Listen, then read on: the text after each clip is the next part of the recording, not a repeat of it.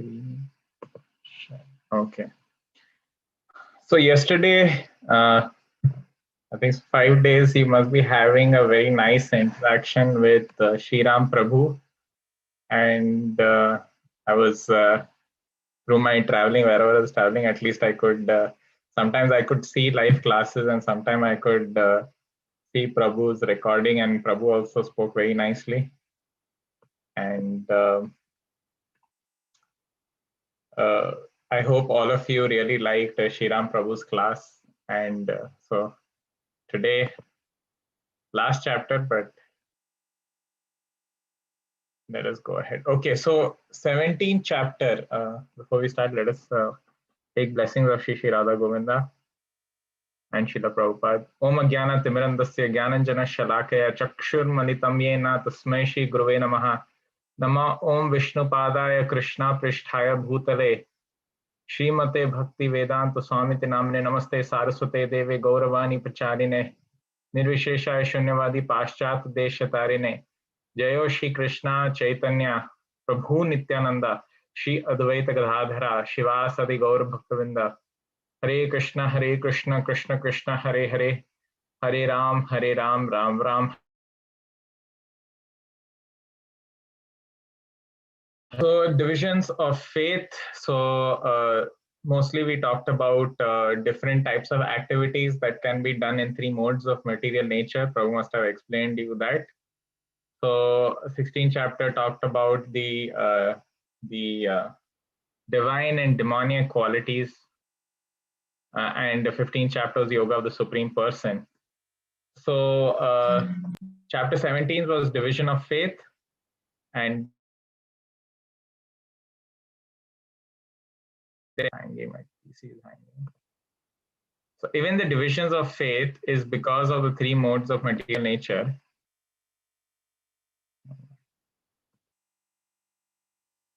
Can you hear me? Am I audible, Mataji? Yes, Prabhuji.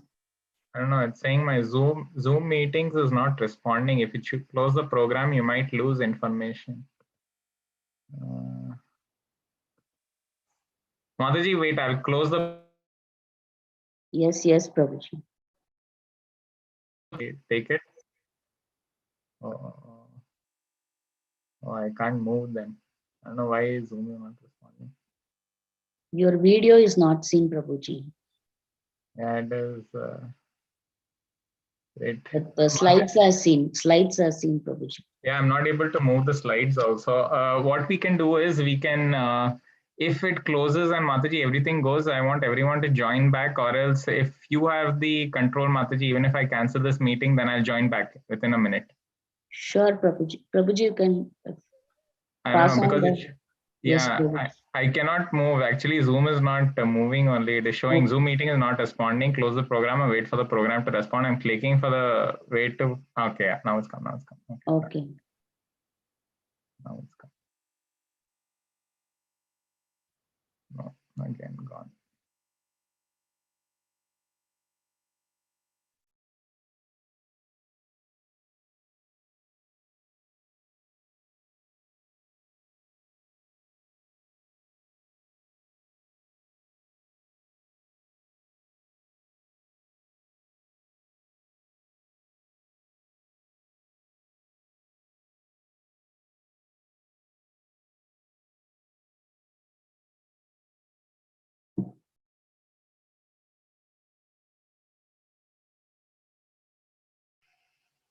Okay.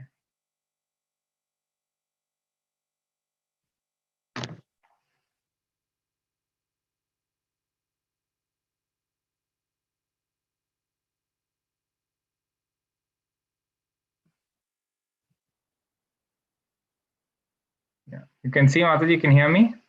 Yes, Prabhuji. Now it's seen. Both your video slides, everything is seen, Prabhuji. Yeah. So, oh Krishna, what is the situation where one who does not follow the principle of scripture by worshipping according to his own imagination is he goodness, passion, and ignorance? So even worship is done in the 3 modes of material nature. According to the modes of nature acquired by the embodied soul, one faith can be 3 kinds: goodness, passion, and ignorance. So worship in the goodness, they worship the demigods. In the passion, they worship the demons, and in the mode of ignorance, they worship the ghost and the spirit. But a Vaishnava, a person who worships the Supreme Personality of Godhead, is even above the modes of the material nature. He's above the mode of goodness. Mode of goodness, the three modes of material nature, although mode of goodness seems to be very apt, it is still binding in this world. So we should one rise above the mode of goodness in Krishna consciousness. But of course, we all are now in either in the mode of ignorance or either in the mode of passion. So slowly, we should come to the mode of goodness. And then after cultivating the mode of goodness, once we worship the Supreme Personality of Godhead, we even rise above that. So we talked about three modes of nature in terms of the food that we eat. So very important. So we eat food stuff which is told by Krishna, which is patram pushpam phalam toyam yome bhakti prayashati tadham bhakti uparitam ashnami pratatmana. Patram pushpam phalam toyam, leaf, flower, fruit, and water. All this, and Prabhu has talked about details about these food stuff. Security. Then sacrifices in the three modes of material nature were talked about. And then we talked about austerity in the three modes of material nature. So cleanliness, speaking truthful, taking care of your parents, and listening to the spiritual master are all in the mode of goodness. And some honor that you want in this world, if you want to perform some austerities and gain some honor, people will see you performing a lot of austerities. They come and they take shelter of you and are very happy. You want honor, fame, that is in the mode of passion. And foolishly, if you do some austerities just to get something, do some self-torture to your own body and to get some benefit in the end, is in the mode of ignorance. Then charity was talked about in the three modes. So if you give charity without expectation of the results, in the mode of goodness, in the mode of passion. If you do charity, but you're trying to portray yourself, my God, I'm doing so much for so much of benefit for the public, that's in the mode of passion. And if you give charity to people who are not worthy of whatever you give, and they misuse that, not only the person who's misusing is affected, but also the person who's contributing to this misuse is also affected. So we should be very careful by giving charity. And of course, all these things, all austerities, all worship, and all charity that we do should be done according to these three words, which is Om Tat Sat. Om Tat Sat will always make sure that the aim of what you're doing is never deviated. So Om refers to whatever the charity, whatever austerity that I'm doing is first for the Supreme Personality of Godhead. I do not forget the aim of whatever I'm doing. Tat is detached work for the sake of liberation. So you're detached from the results of this work. So you're not worried about any material results from this work. You're just detached. You're just doing because it's your duty to be done. And Sat means these activities are eternal. So it's not in karma or vikarma. So whatever charity or austerity we do, mostly the thinking way is kitna punya milega. I want some punya. I want to live comfortably. Let me do something for the others so that there is some benefit for me also in the end. So in that way, this activity comes under karma, which is punya. So this is a bank account which increases and decreases, as I've explained. So if you do according to Om Tat Sat, all the activities go into your spiritual account, which is the akarma account. These are various verses. So we talked about different austerities and all in three modes of material nature food. And in the end, whatever is done should not be forgotten who is the aim. So Krishna is the aim of all these sacrifices and austerities or whatever is done. So that was just a revision of the 17th chapter, not 18th chapter. Let us go now. 18th chapter. 18th chapter is long.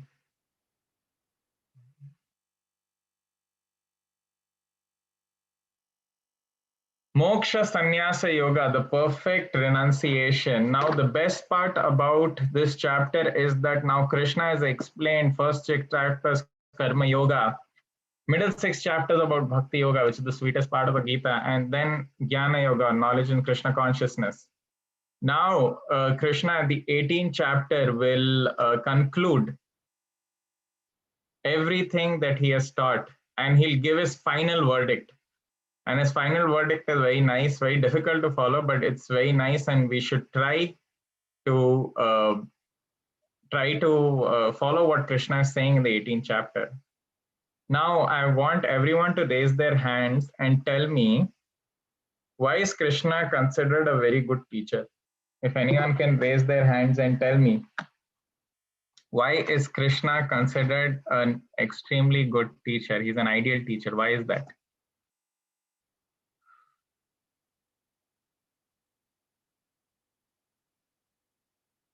Hare Krishna, Shubhra Mataji.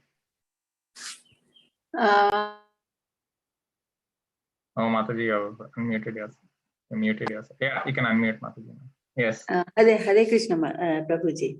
Hare Krishna, Mataji. Welcome back.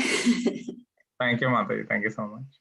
Okay, I like, to my understanding, I would say, like, when a teacher imparts a lesson to their students, it's immaterial of whatever, like, you take it or not, like, this is what I'm giving you. So Krishna also teaches like that, like, ye maine diya, ye suno, ab aapko karna hai, aap karo. Like, if you are a good follower and you understand, like, you take it. Like, he doesn't force on you to ki nahi karna hi padega. It's not obstinate, like, with not stubborn. That is what I feel, Prabhuji. Very nice, Mataji. You have told what is there in the 18th chapter. Very nice. Thank you so much. Thank you, Prabhuji. Hare Krishna, Poonam Mataji. Yes. Hare Krishna, Prabhuji. Hare Krishna, Mataji. Well, actually, I kind of agree to what Shubhra Mataji said now. So on the same grounds, I feel that Krishna has given, he has showed what is good and what is bad, and then he's left it upon the person to choose, like, free will given. So I feel that's the reason he's a very good teacher. Okay. Thank you. Thank you, Mataji. Thank you so much. More, I want something different. Why? So analyze so much. Now you have 17th, 18th chapter. Why Krishna is so good teacher? What have you seen that Krishna is doing in each chapter? Okay, let us come to second chapter. Why is Krishna so nice? First and second chapter. What do you see in the first and second chapter? Why is Krishna considered to be such a good teacher? Yes, Vasudev Prabhu. Yeah, if you see the first chapter, the Arjuna's way that he was he doesn't know what has to be done. And from there, he starts explaining whatever doubts are there in the mind of Arjuna, and he starts clearing them off. And in a way that he accepts that. Then he also shows him what can be done and what is the best way to reach the happiness, or the why he should start fighting the war. And also he shows the different ways in which you can get this. And all the ways are clear to him, that if you do this, you have this. If you do this, then you have the second option. Like, if you see throughout the 17 or 18 chapters, everywhere he is telling him all the three modes. Like in the beginning, where he has shown the different modes of work, like karma yoga, raja yoga, all the different type of way you can reach the God.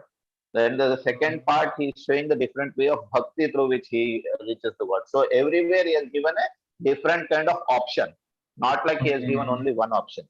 So there is more number of approaches a person can do.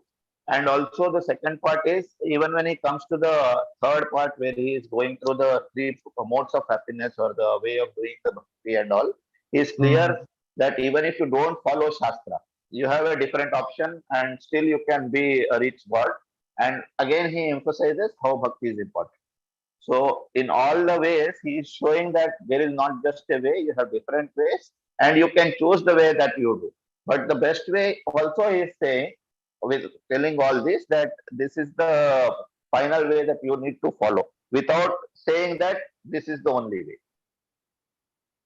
Okay, thank you, Prabhu. Thank you so much. Very nice to hear that. Yes, Pankaj Prabhu, Hare Krishna. Namaskar again.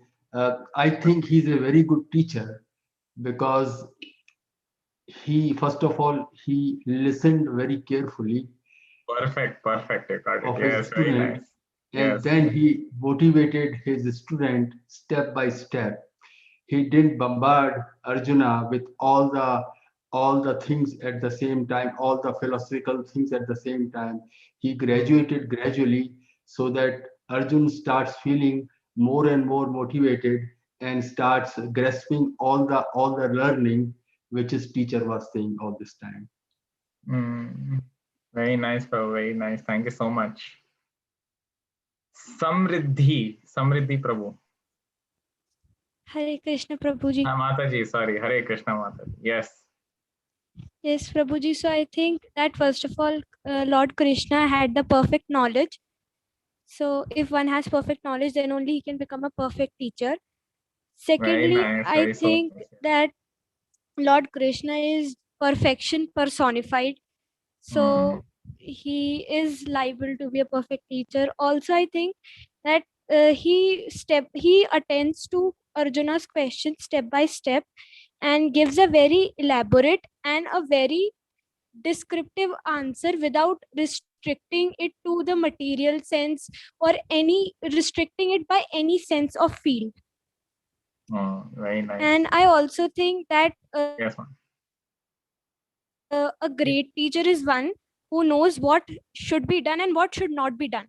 So that is what Krishna is teaching, that there are things which should be done, and he's also making him aware of the qualities like demoniac qualities that they shouldn't be preached, and they.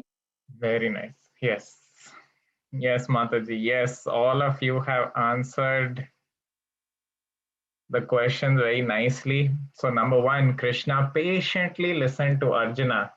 He was presenting, compassion. He was crying over there. He was shaking over there, but Krishna was patiently listening to Arjuna. Second is Krishna was smiling throughout. He did not get agitated with the situation, what was over there. It's such a grave situation. War is about to break out, about to happen at any moment, and Arjuna is leaving everything. But still, as a great teacher, he has a lot of patience and he is answering to Arjuna's question. Third, Krishna does not spend time and does not beat around the bush, they say. So he gives direct answer to the direct questions which is asked by Arjuna, and he presents everything in a very systematic manner. Today we are going to see how Krishna so well, a good teacher should summarize whatever he taught. So Krishna in the 18th chapter, he summarizes whatever he taught and he'll give his ultimate answer in the end. So because at the starting of Bhagavad Gita, Arjuna was not in the capacity to hear. He now, since 18th chapter is about to end his discussion on Bhagavad Gita, he gives his ultimate,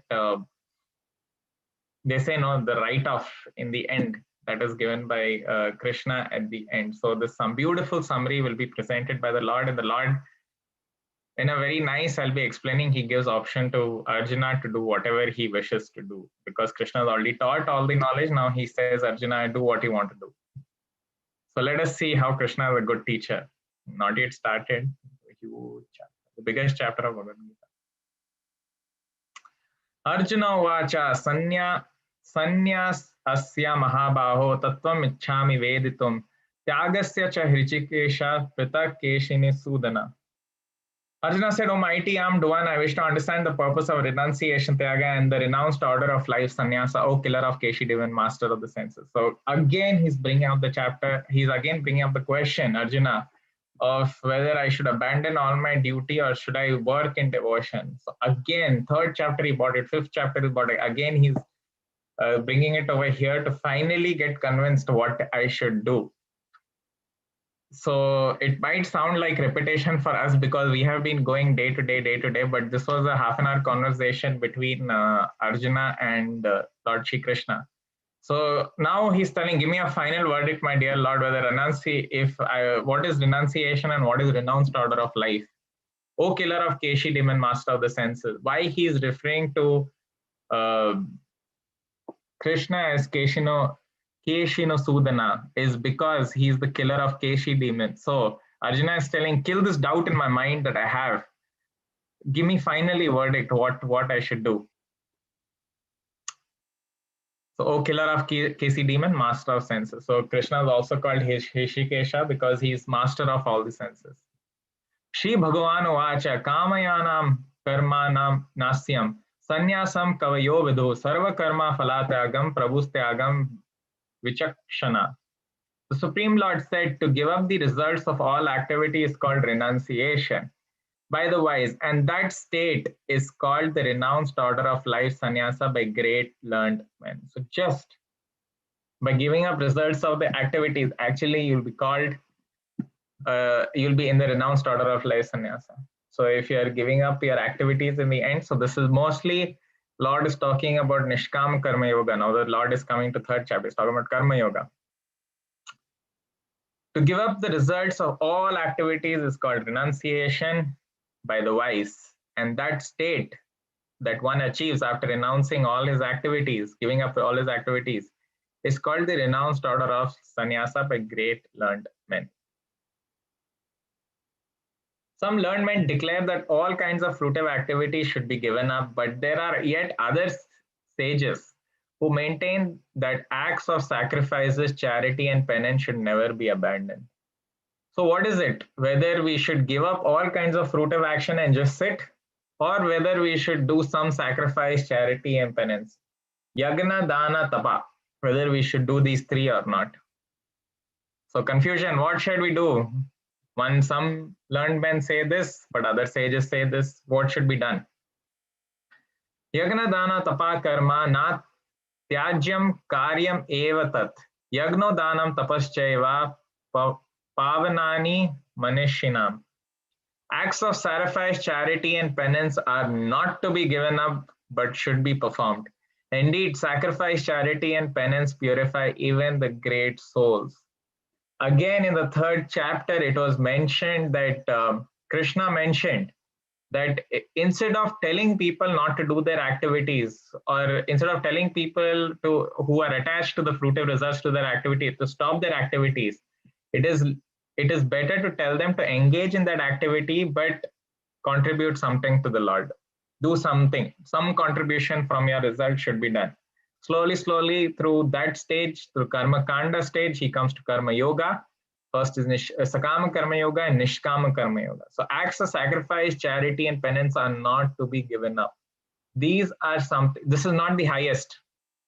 When we talked in the 12th chapter, we talked about various ways that one can achieve Krishna. The best way is Ananya Bhakti, undeviated mind, you're always remembering about Krishna. You're not in that stage. Second comes Sadhana Bhakti.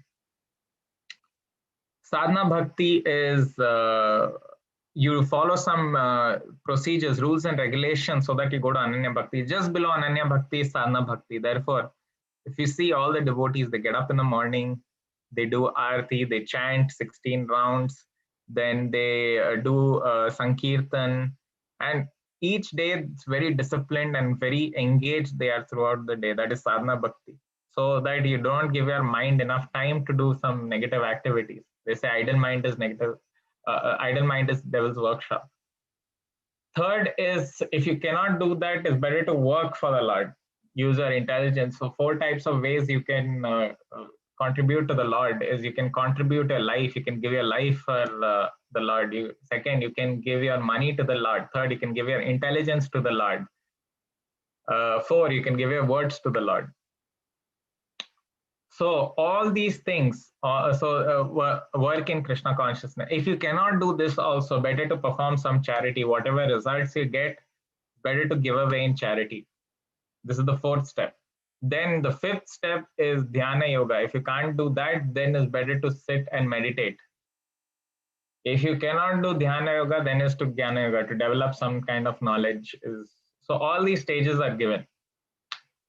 So acts of sacrifice, charity, and penance are not should not be given up, because all these things will slowly bring you to the platform of Ananya Bhakti. Indeed, sacrifice, charity, and penance purify even the great soul. So this image you see is Daksha. Daksha was very proud and he insulted Lord Shiva. And Mother Sati could not take it. That's why she set herself on fire, and Lord Shiva got extremely angry because of that, and he cuts off Daksha's head.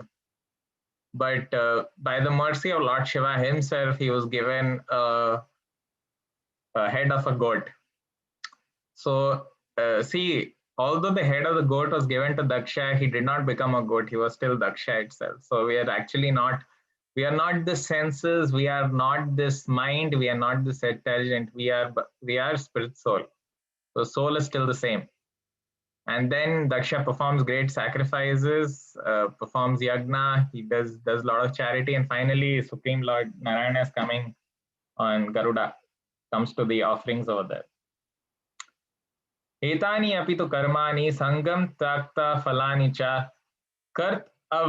कर्तव्यान्निति मे पार्था निश्चितं matam uttamam.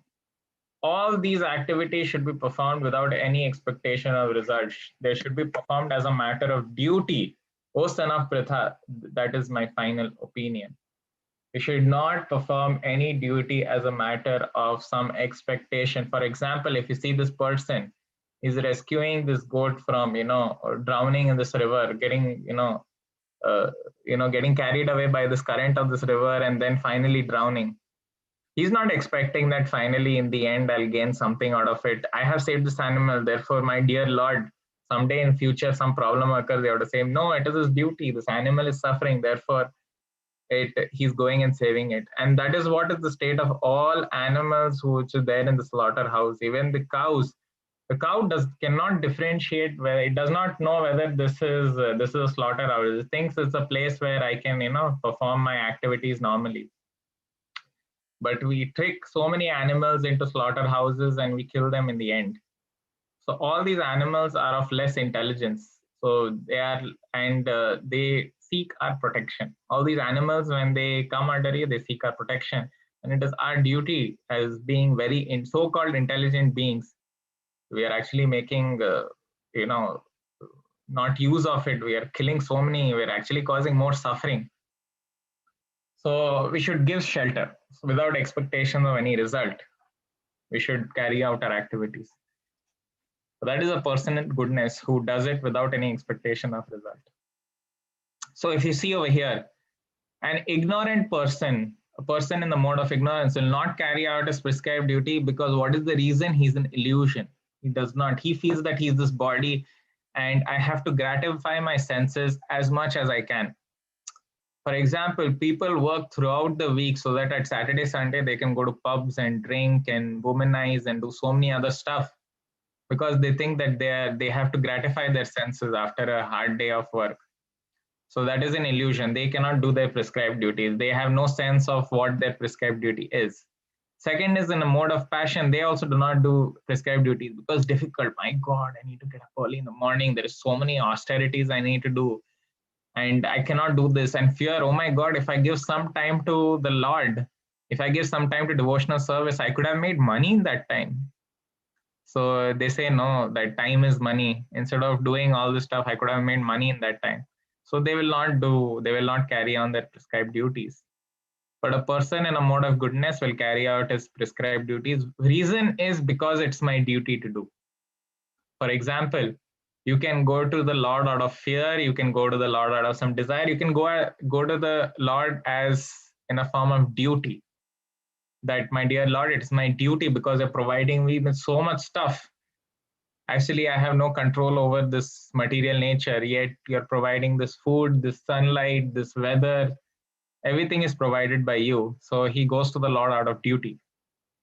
Even above these three modes is a person who goes to the Lord out of love, and that is a Vaishnava. You're even above the three modes of material nature.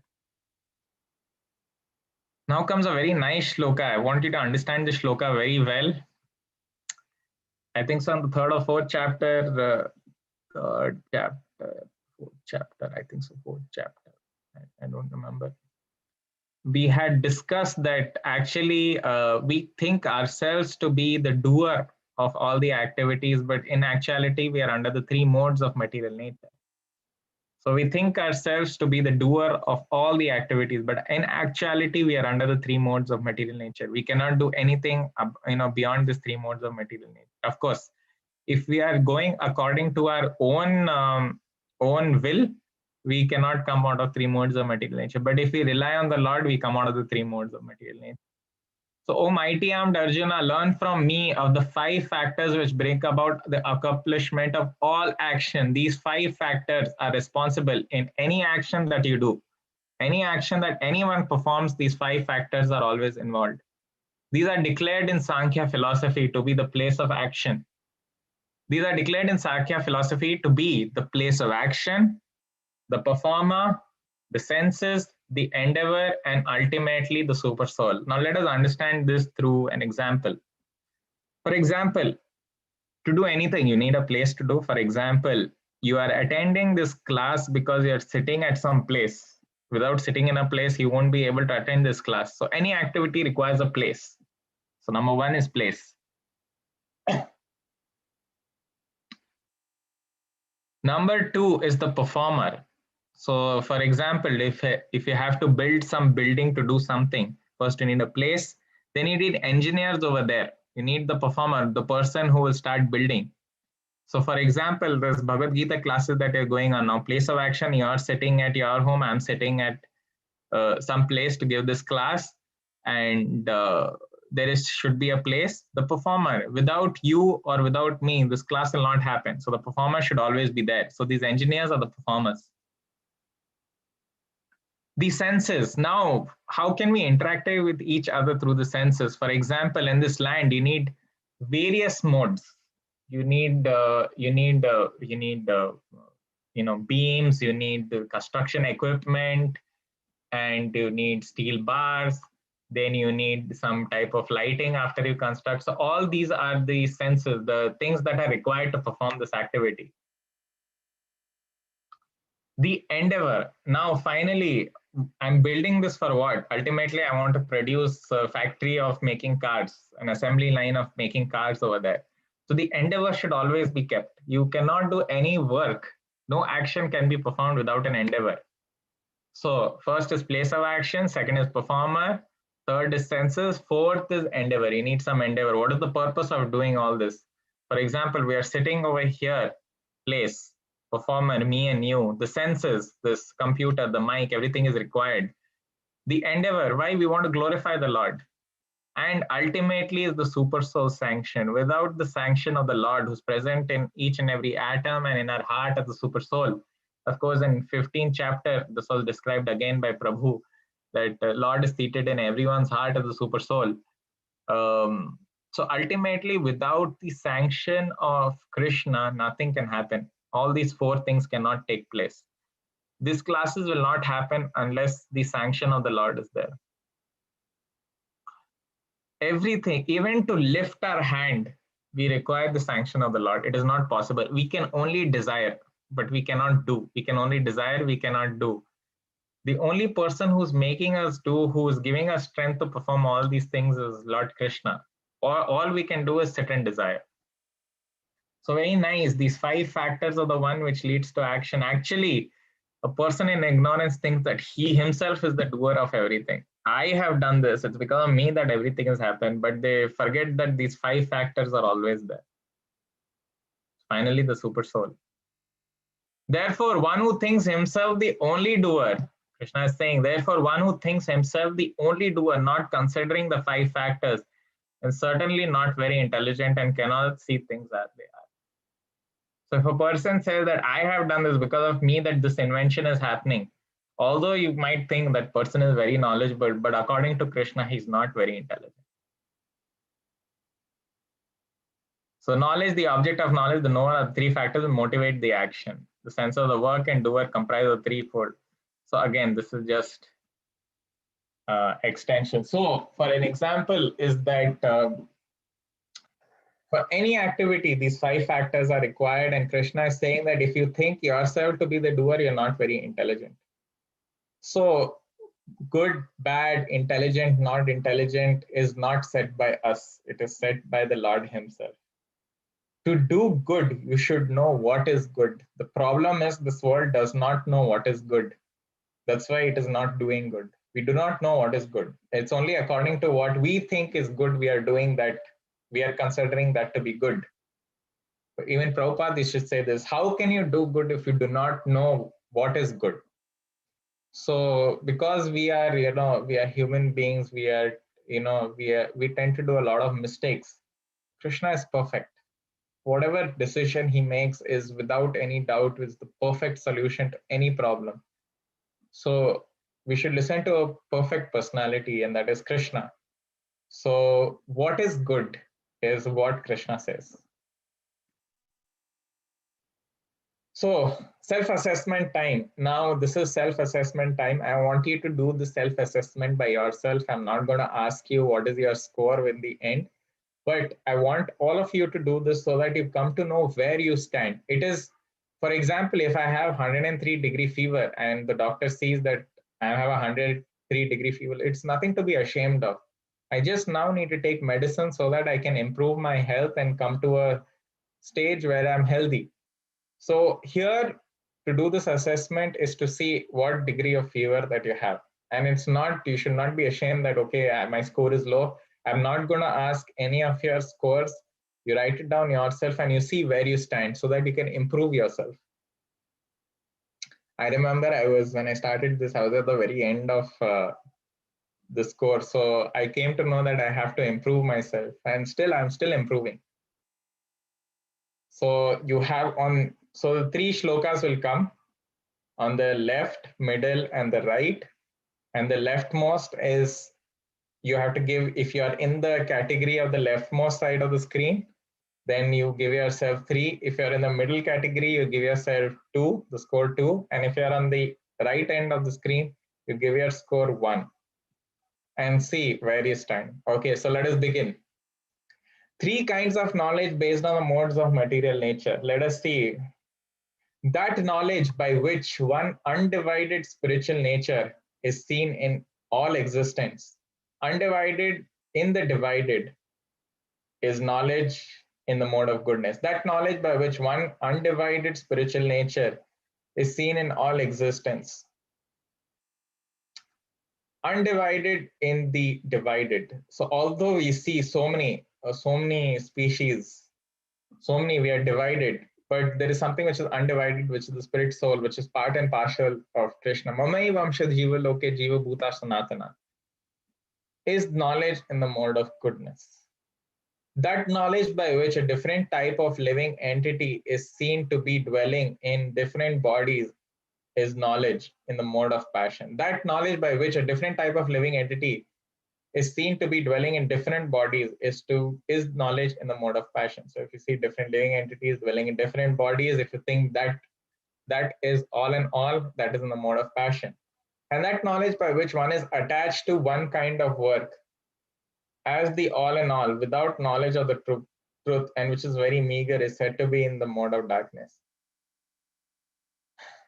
So in the mode of person is, I'm only attached to the work, and this work is all in all. I do not differentiate between living entities, and this work is all in all, and I am all in all, and whatever the work I do or whatever I decide to do, what activities I do is all in all. That is knowledge without the truth, and is very meager. Only main or mera kaam, that is in knowledge of in ignorance. So 3 kinds of knowledge. Now we're coming to 3 kinds of action based on the modes of material nature. As for action, that action in accordance with duty, which is performed without attachment. As for action, that action in accordance with duty, which is performed without attachment, without love or hate, by one who has renounced fruitive result, is called the action in the mode of goodness. So you're doing your action in the form of duty. For example, you're supposed to go into your office and you're supposed to work for 9 hours. That is actually, you should do it in a form of a duty, not attached to whatever fruits that you get. It is difficult, I agree to that, but ultimately you'll be even more peaceful if you're unattached to the results of your work and you're doing it out of duty. I have to take care of old people according to duty. I need to protect other people or take care of some other person according to my duty. Without any attachment of future result is in the mode of goodness. But action performed with great effort by one seeking to gratify his desire and which is enacted from a sense of false ego is called an action in the mode of passion. Who thinks that I am the doer of the activity and at the end he's working very hard in the end because he'll get something and he can enjoy senses. Third, and that action performed in ignorance and delusion without consideration of the future of bondage or consequences which inflicts injury and is impractical is said to be in the action in the mode of ignorance. Person in the mode of ignorance is breaking the 4 regulative principles. No meat eating, no intoxication, no gambling, no illicit sex. He's doing it out of ignorance. He does not know that this work will cause bondage to him. There is some amount of karma and he inflicts injury. Inflicts injury is not only to other living entities, but to your own body itself by drinking, smoking, doing all kinds of nonsense activities. Is said to be in the action in the mode of goodness. So if anyone encourages you, work hard so that you can enjoy yourself in the future. If someone gives you a mantra, work hard and play harder throughout your life, that person is actually telling you in the mode of passion. He does and most of the motivational speakers come in this mode of passion, but they do not know what is in the mode of goodness. Actually, if you're detached from the results of your work, there is a lot of peace over there, because if you get something, you get or you don't get something according to your karma. So a person who's in the mode of goodness, he knows that karma is in play. If I'm supposed to get, I'm supposed to get. I'm just doing my duty. I'm giving all in all in my 8-9 hours that I'm working, and that is my duty to do. If I get something in the end, well and nice. If I don't get, well and nice over there. Person who's in the mode of passion is more susceptible to who's into depression. They go into a lot of depression. And motivational speakers are actually pushing most of us into they're pushing us to do in the mode of passion, which tends to be in the mode of ignorance. So if we cannot achieve what these motivational speakers say, we go into the mode of ignorance.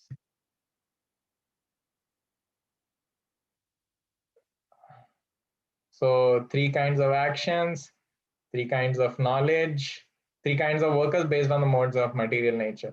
The worker who is free from all material attachments and false ego, who's enthusiastic and resolute, and who's indifferent to success or failure, is a worker in the mode of goodness. If you're working without any, for example, devotees are working throughout day and night. They do not know. Some people may follow, some people may not follow. Some of their actions might be a success, it might not be a success. But devotee is undeviated because it is an instruction from his spiritual master. He does that activities without any attachment to whether I'll get something or not get something. So it's free from all material attachments and false ego. Is enthusiastic and resolute no matter what. Actually, if you come to level 2, there'll be nectar of instruction class which will be taught, and all this will be explained very detailed. So there Rupa Goswami explains, Utsaha Nishchayat Dhairya Tat Karma Pravartanat Sangatyaga Sato Vitesh Shadbir Bhakti Prasiddhati. Six ways which will enhance your bhakti. So Utsaha Nishchayat Dhairya, patience and enthusiasm. So who's enthusiastic? Okay, it's work of Krishna, let us do. Who's very enthusiastic and resolute in purpose, that this is going to please Lord Krishna, so I'm going to do it. Who's indifferent of success or failure is in the worker in the mode of goodness. But that worker who's attached to the fruits of his labor, who's passionately wants to enjoy them, who is greedy, envious, and impure, and moved by happiness and distress, is a worker in the mode of passion. Mostly self-explanatory. Enviousness is one thing which will destroy your bhakti. If you are envious, even Krishna will conclude that in the 18th chapter. If you are envious, you cannot understand the Bhagavad Gita. Dhritarashtra heard the entire Bhagavad Gita, but because he was envious, he could not understand anything. Sanjay, on the other hand, he was not envious of the Lord. He knew the position of Lord Krishna, and he heard every bit. And he starts shaking in happiness in the end when Krishna, finally concludes it. So enviousness is one thing that will not get you into Krishna consciousness. And impure and moved by happiness and distress is a work in the mode of passion. And that worker who's always engaged in work against the injunction of the scriptures. I think so. This you went through this in the 16th chapter. Who's against the injunction of scripture, who's materialistic, obstinate, cheating, and expert in insulting others, who's lazy, always morose, and procrastinating, is a worker in the mode of goodness. So give yourself a score in this for 3, 2, 1. So you're acting against the scriptures, you're materialistic, obstinate, cheating, expert in insulting others, who's lazy, always morose, and procrastinating, work in the mode of ignorance. Now, 3 kinds of intelligence based on the modes of material. O son of Pritha, that understanding by which one knows what ought to be done and what ought not to be done. What is to be feared and what is not to be feared. That is binding and what is liberating. That understanding is established in the mode of goodness. So very well you can conclude what actually Krishna meant, because already you've read the 18th chapter. Krishna gives what is ought to be done, what is ought not to be done in the 17th chapter, 16th chapter, 15th chapter. He's telling so many qualities he gives what is ought to be done, what is ought not to be done, demonic nature, what is not to be done, what is feared, what is to be feared and what is not to be feared.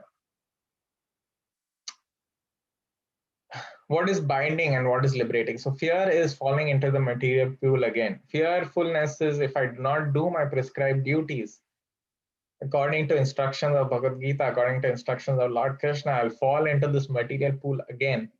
And Krishna says that if you yam vapi smaran bhavan, whatever qualities that you do throughout your life is what you'll think of at the time of death. And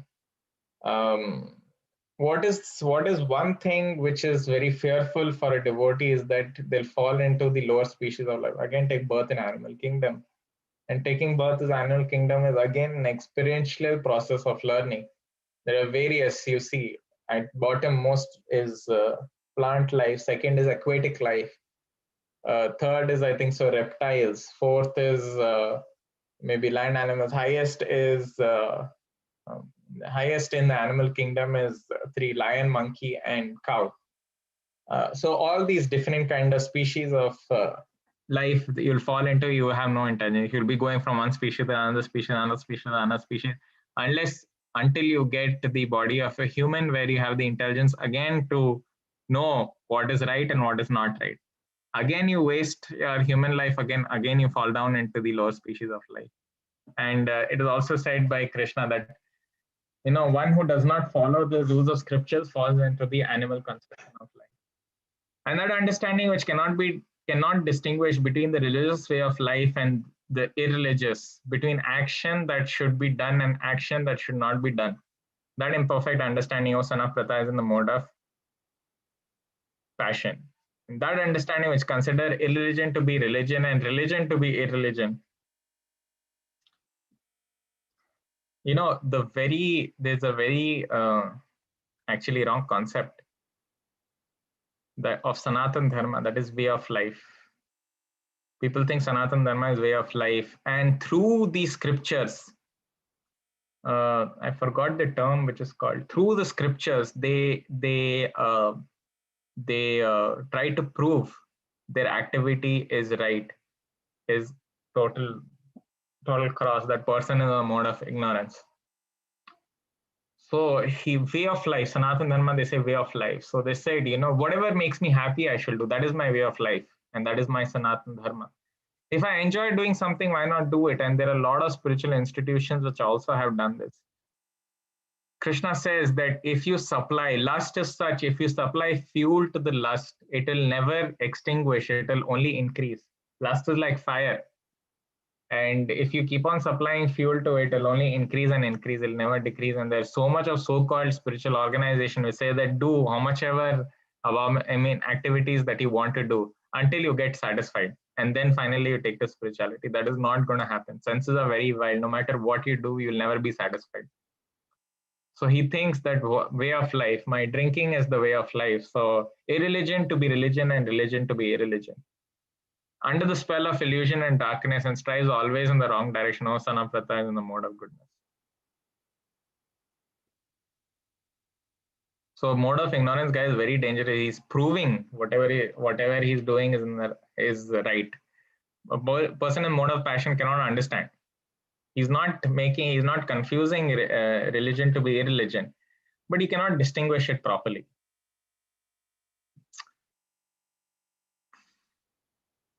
Three kinds of determination. O son of Pratha, that determination which is unbreakable, which is sustained with steadfast by yoga practice, and thus control of the mind, life, and the access sense in the mode of goodness. So if you know the goal of life, for example, if you have made the goal of life that you want to see Krishna face to face, you will follow yoga practice. So in the age of Kali Yuga, what should we practice is chanting of the holy name of the Lord. So if you have a goal which is already set, you will no matter what, you'll make the endeavor towards that goal. And through that, everything comes. You'll control your mind. So that person in the mode of goodness, and that determination by which one holds fast the fruitive results in religion, economic development, and sense gratification, the nature of passion. So sometimes Krishna says that, rise above the flowery words of the Vedas. So the thing is that sometimes Veda consists of very flowery languages, that if you do this, you get this. So he gets lost in that. He only thinks about what I can get. For example, so many people do so many vratha, but what is that vratha? It is not because of love, because in the end they want something. So that determination is in the mode of passion, and that determination which cannot go beyond dreaming, fearfulness, lamentation, moroseness, and illusion, such an unintelligent determination in the mode of darkness. This person always daydreams, I'm going to do this, I'll become very rich. He only daydreams. There is no effort in doing, there is no effort in fulfilling his dreams. If you have a dream and you're working hard to fulfill it, then you're in the mode of passion. But if you have a dream and just sitting on it, that is in the mode of ignorance. Let's go beyond dreaming, fearfulness is beyond that, lamentation, moroseness, and illusion. Beyond dreaming, fearfulness, he is very fearful. Lamentation, he's always crying. If you see someone crying, he's not getting anything, that person is actually a Shudra. Moroseness and illusion, he's always under illusion. He does not know what is to be done. He always thinks this body is all in all. Such unintelligent determination in the mode of darkness. So determination that I'm going to satisfy him, that my body, my senses should be gratified, and I'm going to do drinking, and I'm going to do so many other things. That person is in the mode of ignorance.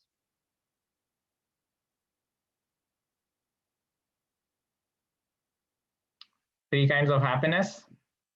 That which is the beginning may be just like poison, but at the end is just like nectar, and which awakens one to self-realization is said to be happiness in the mode of goodness. For example, getting up early in the morning doing Mangalarti seems to be like poison in the starting.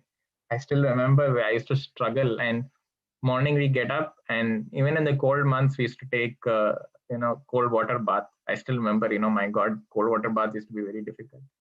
Now it seems to be poison. Actually, it's very, very helpful, because it, so much of your controlling, so much of austerity you're doing, you gain very good control of your senses, and mind does not deviate here and there. So in the beginning, it seems like, my God, this is going to kill me, getting up early in the morning, taking cold water bath, chanting 16 rounds. But in the end, there is huge benefit, huge. You start feeling the pleasure of the holy name. Prabhupada calls it regulative principles of freedom. Always we should follow principles so that we can have the utmost freedom. It seems very contradicting, but it's not. For example, there are rules and regulation, traffic rules and regulation which are made just so that you can easily enjoy your freedom. For example, if I say that, freedom means I'll just, I'll follow traffic laws, it's my, if I want to follow, if I don't want to follow, I'm free. Okay, you break the red light, you're going to get into an accident, you're going to die. Actually, you're not free. So every step there is danger. But if you follow the laws, you know that you're, the chances of you, getting injured or dying is very less. So regulative principles of freedom are always very important. So chanting the Hare Krishna Maha Mantra and following four regulative principles, these four regulative principles are called regulative principles of freedom, because they free you from the harassment of the senses and the mind. That happiness which is derived from the contact of the senses with their objects, which appears like nectar at first, but poison at the end, is said to be the nature of passion. For example, I'll give you. It's very difficult to understand word by word, but I'll give an example. For example, cricket match is going on and tomorrow there's an exam. A person in the mode of goodness will not think about the cricket match. He says, my duty to study now because tomorrow I have an exam. He's not going to bother about the match also. Second, in the mode of passion, there is match going on and he's like, oh my God, match is going on. Let me sit and watch the match and, exam, let it be. And in the end, he suffers because because after that he does not do well. So at the starting, it appears like nectar, but at the end, it becomes poison.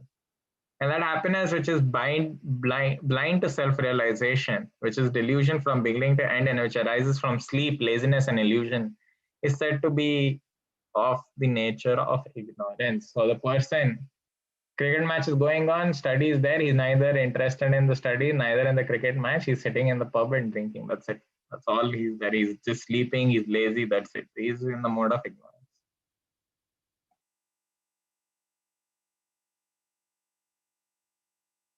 Let us see. If you're near 18, you're good. You're in the mode of goodness. Near 12, you have to pick yourself up. So you have to, by following principles, you can pick yourself up. You're in the mode of passion. Near 6, you're not so great. You're in the mode of ignorance. So you should pick yourself up here and follow very seriously. So person in 6 or 12, near 18 means he's very susceptible to get spiritual knowledge. 6 and 12, we need to work hard. And there's nothing wrong. There's nothing wrong in getting less marks because, of course, we come to know where we stand so that we can improve. Only if you know where you stand, you can only improve yourself then. Okay. Oh, Sanaprata, that determination which is unbreakable, which is sustained with steadfast by yoga practice and thus controls the activity of the mind, life, and the senses, is determination in the mode of goodness. Why I brought this up again is Prabhupada's life. He was actually Ekehu Kuru Nandana, which Krishna describes. Prabhupada was the embodiment of that shloka because steadfast mind that he wanted to fulfill the orders of his spiritual master, come what may. So many ups and downs. 44 years he actually tried. 44 years with determination. He was trying, he was writing, he was translating, Bhagavad Gita. So many books he wrote. And with steadfast mind, he wanted to preach. No matter how many, nothing, no results are coming. 44 years, but he did not lose his determination. Only because his determination at the end, he was not worried about the means. He was only concentrated at the end of the goal, that is to carry out the orders of his spiritual master, which is Bhaktisiddhanta Saraswati Goswami, that to spread this Bhagavad Gita knowledge all over the world. So Prabhupada's life was very regulated. So if you with steadfast determination, your life will be extremely regulated. 6 o'clock in the morning, he used to have morning walk with all the devotees. And sometimes some personalities used to come in that and he used to discuss philosophy. 8 o'clock, he's going to have a Bhagavatam class at that time. He's going to give a lot of classes. Throughout the day, after that, till 5 o'clock, he's either with the devotees trying to arrange what is to be done, how preaching is to be done, and giving classes and chanting his rounds. 5 o'clock in the evening, he used to sit with so many scholars, theosophists, theologists, philosophers, doctors, and he used to discuss with them about the knowledge of the Gita and what they are doing, how they can relate their intelligence through the knowledge of Gita. And at 10 o'clock, when everything used to end and all devotees used to sleep, Prabhupada used to sleep from 10 to 12, only 2 hours every day. Cannot imitate, we can only appreciate. His determination is very extremely single spot of determination. He's only concentrating on that spot. 10 to 12, he used to get up, get ready. He used to, bathe and all that and do. And 1 o'clock, he used to sit for translation. So all the books that you are reading now, 18 volumes, 12 cantos of Bhagavad Gita, 3 volumes of Bhagavatam, 12 cantos of Bhagavatam, 3 volumes of Chaitanya Charitamrita, Bhagavad Gita, so many Nectar of Instruction, which is Nectar of Devotion, which is by Rupa Goswami, and Ishopanishad, Brahma Samhita. So many other things are translated because Prabhupada used to spend his time in the night only to translate, because there used to be peace at that time. There is no, and slowly on, there used to be a recording phone on his hand, and he used to translate it through that record phone, and then devotees later used to convert that audio into written books. So now 4 kinds of ashramas based on the modes of material nature. Now in the 4th chapter, Krishna talks about Chaturvarna, Mahashishtam, Guna, Karma, Vibhagasha, that all these 4 classes of society is according to Guna and Karma, according to quality and according to their karma, past karma. They come under these Chaturvarna, Mahashishtam, that is Brahmana, Vaishya, Brahmana, Kshatriya, Vaishya, Shudra. It is not by birth. Now let us see what are the qualities that make a Brahmana, Kshatriya, Vaishya, or a Shudra. Samodapas, Tapa, Socham, Shantir, Arjam, Vevacha, Jnanam, Vijnanam, Astikyam, Brahma, Karma, Swabhavajam. Peacefulness, self-control, austerity, purity, tolerance, honesty, wisdom, knowledge, and religiousness. These are the qualities by which the Brahmanas work. So if you do not have these 8 qualities, I think so it's 8, 6, 7, 8, 1, 3, 4, 5, 6, 7, 8, 9 qualities. That if you don't have this 9, then you are not a Brahmana. So it is said, actually, in the age of Kali Yuga, if you read the 12th canto of Bhagavatam, it is said that just by wearing a thread, a person will consider himself to be Brahmana in the age of Shudra. And cleanliness will just reduce to the aspect of just taking a bath. That's it. That's all. A person is considered to be clean if he only takes a bath. And it is said over there, a person will call himself a Brahmana just by wearing a thread. So actually, see, all this is coming true. That is not just by wearing some Janayu, one does not become a Brahmana. He has to have all these qualities, and anyone who has these qualities is a Brahmana. Shauryam, Tejo, Dhitir, Dakshyam, Yuddhe, Chapi, Apalayanam, Danam, Ishvara, Bhavascha, Shatram, Karma, Swabhavajam. Heroism, power, determination, resourcefulness, courage in battle, generosity, and leadership are the qualities of work official. Heroism, power is very powerful. Not like Kshatriyas today that, where they send the army and they themselves are sitting under the bunker hiding. You see all this Mahabharata where Arjuna is at the forefront, he's fighting.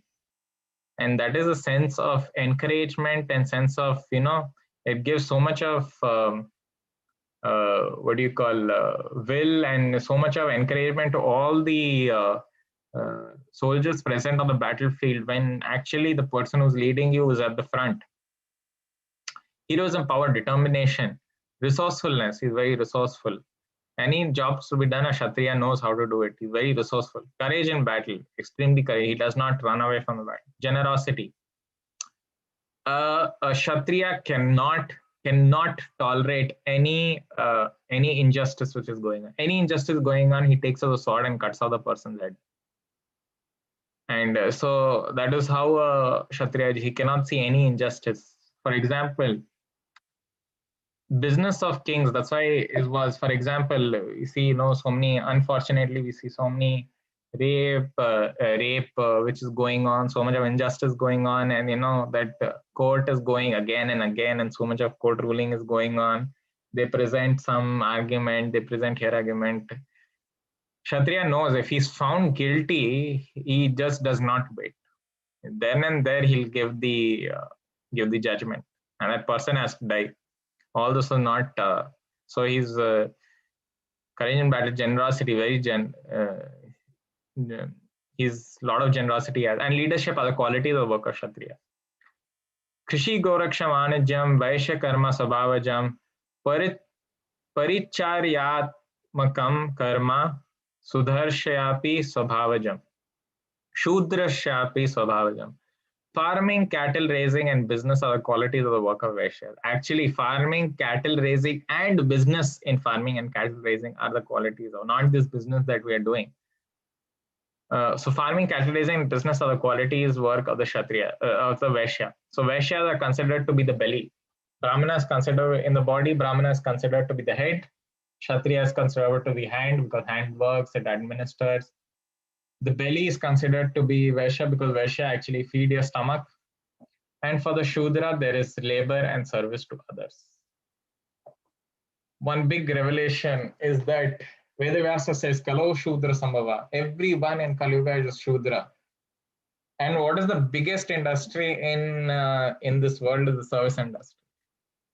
So, and for the Shudra, there is labor and service to others. So we are all servicing, we are working for company, we are service to others, we are actually Shudra. And already Vedavyasa says in Bhagavatam that Kalo Shudra Sambhava, that everyone in the age of Kali Yuga is a Shudra.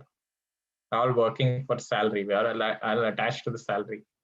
None of them get any salary over here. They are all masters of their own. Whatever they do, they are masters. For example, a businessman can always, he has peace of mind. He can always, take an off if he wants. But when you are in service to others, you are always bound by what the company is telling you. That is the Shudra, always bound. But all these four classes of society are required. Because all these four society, one cannot work without the other. Without Shudra, all three cannot work. It is all three have to work in harmony, and the goal should not be something different. The problem in this current society is that we do not have a goal, and caste system is made over here, made in India, and has become a complete khichdi, complete nonsense has become. So the goal of all these Chaturvarna mash system is so that all these four can work according to your psychophysical nature to serve the Supreme Personality of God. It's a big chapter. I'm so sorry I'm taking a lot of time. It's a big chapter. It's the biggest chapter of Bhagavad Gita. So I'm spending a little bit of time in explaining. By worship of the Lord, who is the source of all beings and who is all pervading, man can, in the performance of his own duty, according to your nature, according to your psychophysical nature, attain perfection. So no matter what quality that you exhibit, it is according to our qualities, whatever quality that we exhibit, and according to the karma. So we can remain in our own position and still we can carry out spiritual activity. Spiritual activity does not depend on it's not that Brahmana is given more leverage and Shudra less leverage. No, all these four have to work together. All have equal spiritual opportunity to go back home, back to God. Shreyansa dharmo viguna para dharmatsa anushtita swabhava nityam karma kuram napnavati kilbisham. It is better to engage in one's own occupation, even though one may perform it imperfectly, than to accept another's occupation and perform it perfectly. Prescribed duties according to one's nature are never affected by sinful reaction. So there are two ways to look at this shloka. Number one is, for example, if you see this image, there is a crow, there is a monkey, there is a penguin, there is an elephant, there is a fish, there is a seal, and there is the dog. And he's saying first to climb the tree wins. So it is very unfair for everyone because the monkey, see the monkey is smiling, the crow will just fly and sit on the tree. The monkey is smiling because he's expert in climbing. All the penguin, elephant, fish, seal, and dog do. Dog can still, but elephant cannot. Fish though cannot even come out of the water. So number one, we should work according to whatever state we are in, psychophysical nature that we are in. We should work in that. Second way is, so first way I've explained that do according to whatever you are capable of. Second, oh, someone's controlling my screen.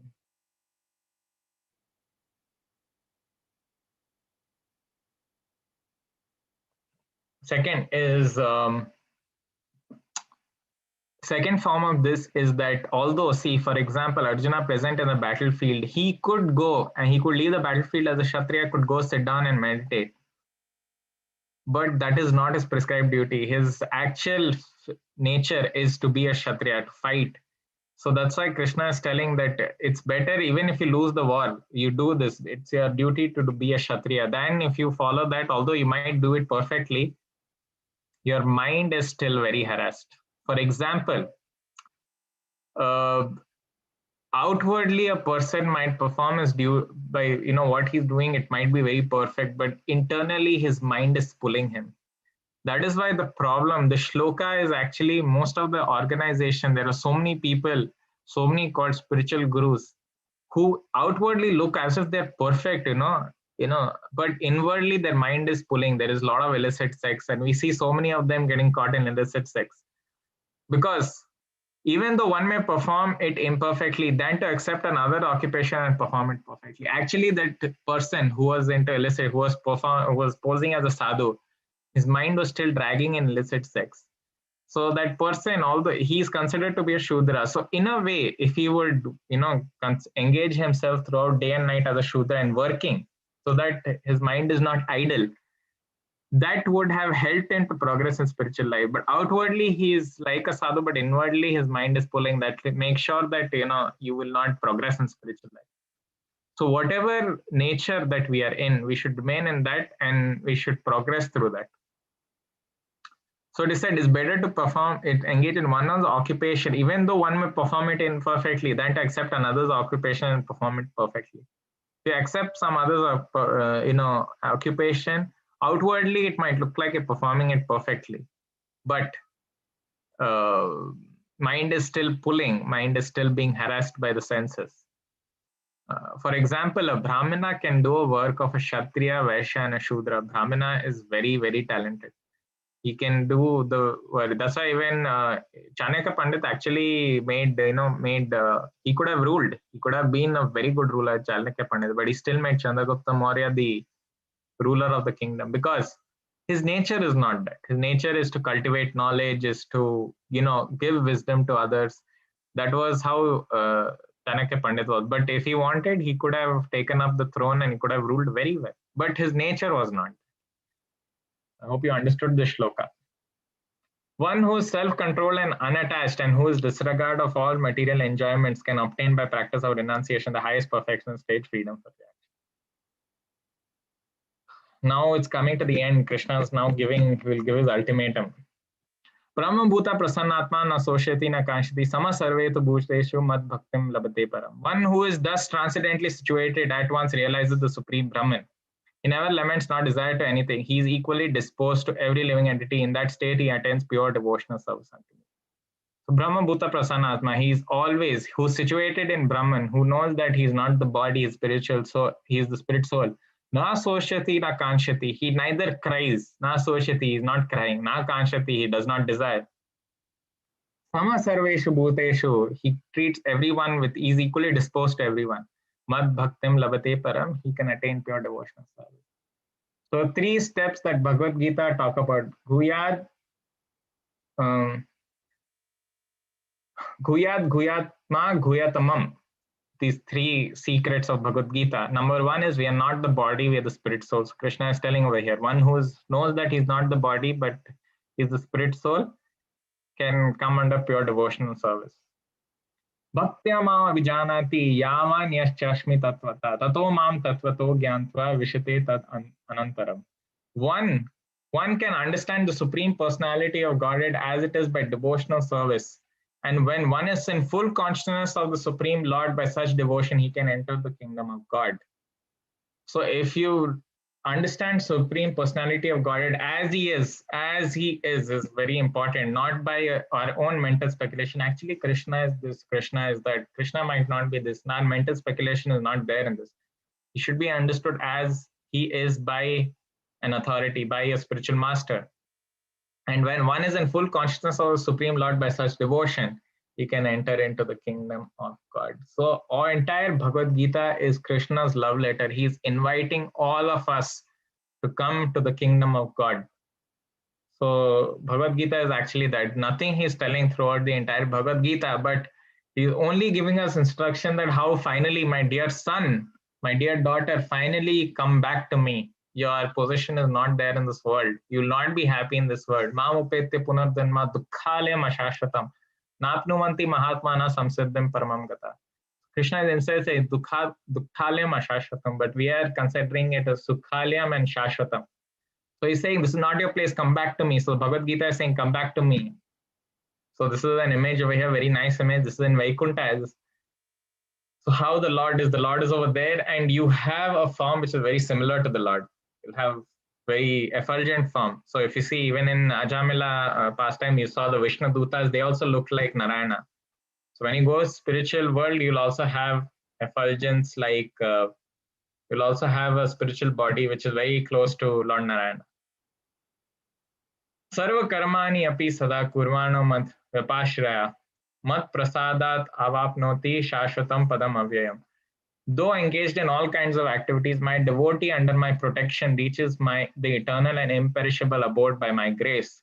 Though engaged in all kinds of activities, according to your prescribed duties, my devotee under my protection reaches the eternal and imperishable abode by my grace. So although one might be in Grahastha, one might be in Brahmachari, one might be Kshatriya, one might be Vaishya, one might be Shudra, no matter what, if you're engaged in your prescribed duty activities, devotional service, if you're engaged in, or Krishna is saying, if you're engaged in devotional service, you'll reach my eternal and imperishable abode. Mat chita sarva durgani, mat prasadat tarishyasi, adha chetvam ahankaran, na shroshasi vinakshasi. If you become conscious of me, you'll pass over all obstacles of conditional life by my grace. If, however, you do not work in such consciousness, but act through false ego, I am the doer, I am going to, this is because of me that will happen. Not hearing me, if you do not hear, if you do not follow, if you do not obey what the Lord says, you will be lost. Ishvara sarva bhutanam hridesha arjuna tishtati brahmayan sarva bhutani yanta rudhani mayaya. The Supreme Lord is situated in everyone's heart. O Arjuna is directing the wanderings of all living entities who are seated as on a machine made up of material energy. So again in 13th chapter, Prabhu must have explained Kshetra, Kshetrajna. Kshetra is the body, Kshetrajna is two. One is our soul and one is the super soul which is situated. So this is explained as two birds situated in the heart. You are the bird, for example, in this image, which are enjoying the fruits of this action. You're not turning towards the Lord, is patiently looking towards you, that when will this person turn towards me? And when will he listen to me finally? So Lord is situated in anyone's heart, who is directing all wandering living entities who are seated on a machine made of material energy. So first is, we are not the body, we are the spiritual. Guyat, Guyatamam. Guyat, Guyat. Second most, I'm sorry, my Sanskrit is, I'm fumbling in the Sanskrit. So first secret is we are the body. We are not the body, but we are the spirit soul. Second secret is Lord is situated in everyone's heart at the super soul, and we are part and parcel of the Lord. Tam eva sarvam gaccha sarva bhavena bharata tat prasadat param shantim stantim prapashyasi shashvatam. O sign of Bharata, surrender unto him utterly. By his grace, you will attain transcendental peace and supreme and eternal abode. Surrender unto him. Thus, I have explained to you the most confidential of knowledge. Deliberate on this full and then do what you wish to do. Yate chasiya tata kuru. Now, Krishna is saying, do what you want to do. I have already given you all the confidential knowledge, but still. So, Guyat, Guyataram. So, he's given you the confidential knowledge. So, two things Krishna has given now. One is, we are not the body. We are not the body but the spirit soul. Second is that we are the Lord is present in everyone's heart of the super soul, and that we are part and parcel of him. Now comes the most confidential knowledge, even above Guyataram. Wait, I think so. The 64th shloka was not shown over here. Okay. Okay, I'll read it from the Bhagavad Gita itself. Wait. Shift H, slideshow, current slide.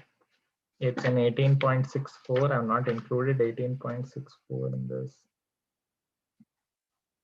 Okay, so Guyat, Guyataram, 64 shloka says Guyatamam. So Guyat, Guyataram, Guyatamam.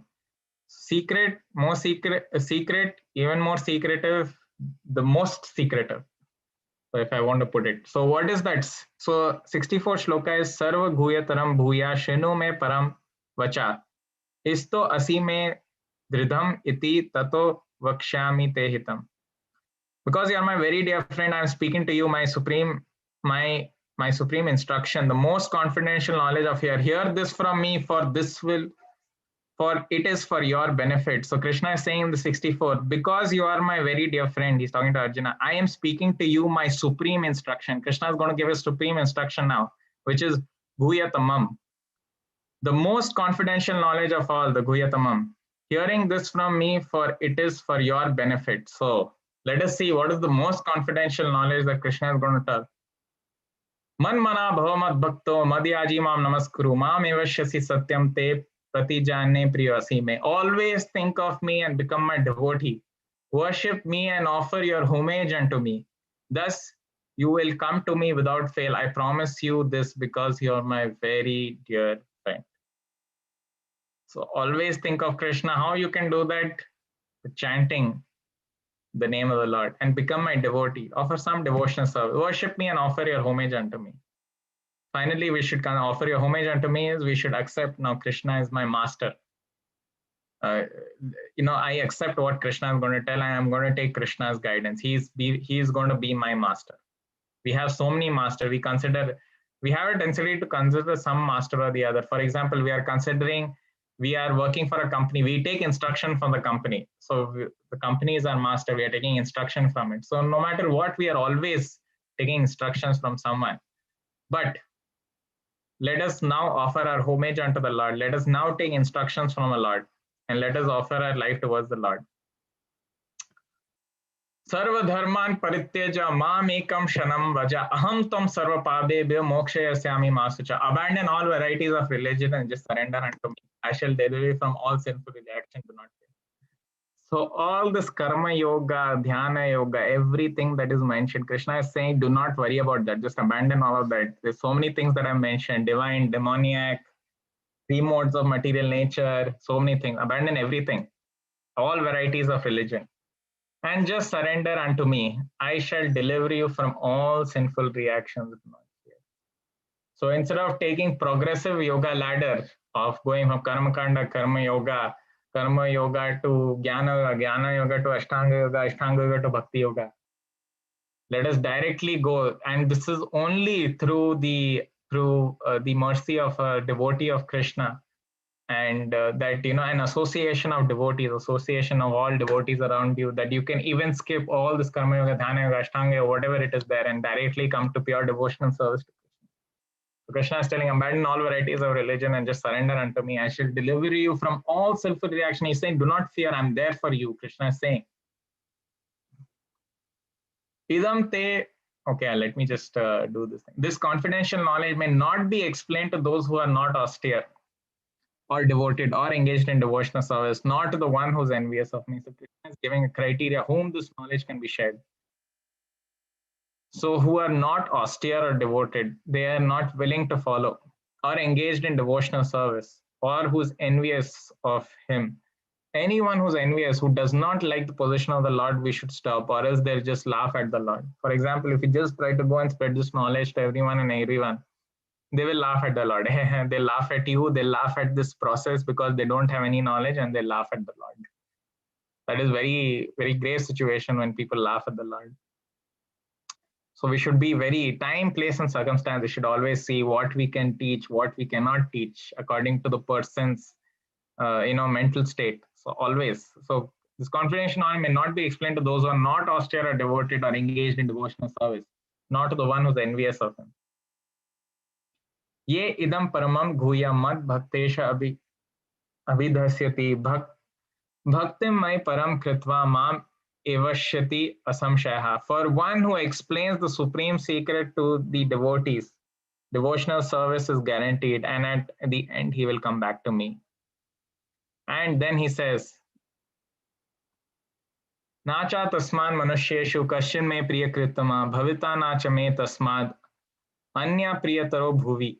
There is no servant in this world more dearer to me than he, nor will there ever be more one dear to me. So one who explains the supreme secret to devotees. If you spread this knowledge of Krishna consciousness, of what Krishna is speaking through others, devotional service is guaranteed, and Krishna is saying, finally you will come back to me. And there is no one who's more dearer to Krishna who spread the knowledge of Bhagavad Gita. That's why my sincere request to all devotees who are present is tell your family, friends, whoever is there, to attend these classes of Bhagavad Gita. Preach to them, say that why don't you come and attend the classes of Bhagavad Gita, so that finally they might hear. Whenever you get something nice for yourself, you always want to distribute it. So let us distribute this knowledge so that that person can also come out of the ocean of birth and death.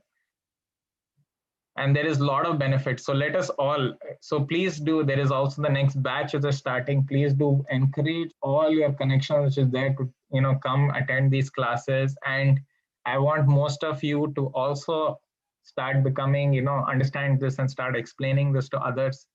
Imagine you have heard it now, you feel so happy in your heart that finally you've got a final direction in your life.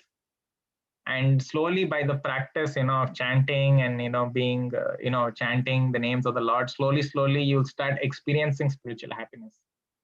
It's not like 2-minute noodles that spiritual life takes some time. But don't worry, once you get a taste of spiritual happiness, you'll always want to give it to others. So please do encourage everyone. The next batch of Bhagavad Gita is starting. Please tell them to attend, your family, friends, so that even they might be benefit of hearing this. And I declare that he who studies this sacred conversation worships me by his intelligence. So we are all studying this. So we are worshipping Krishna by our intelligence.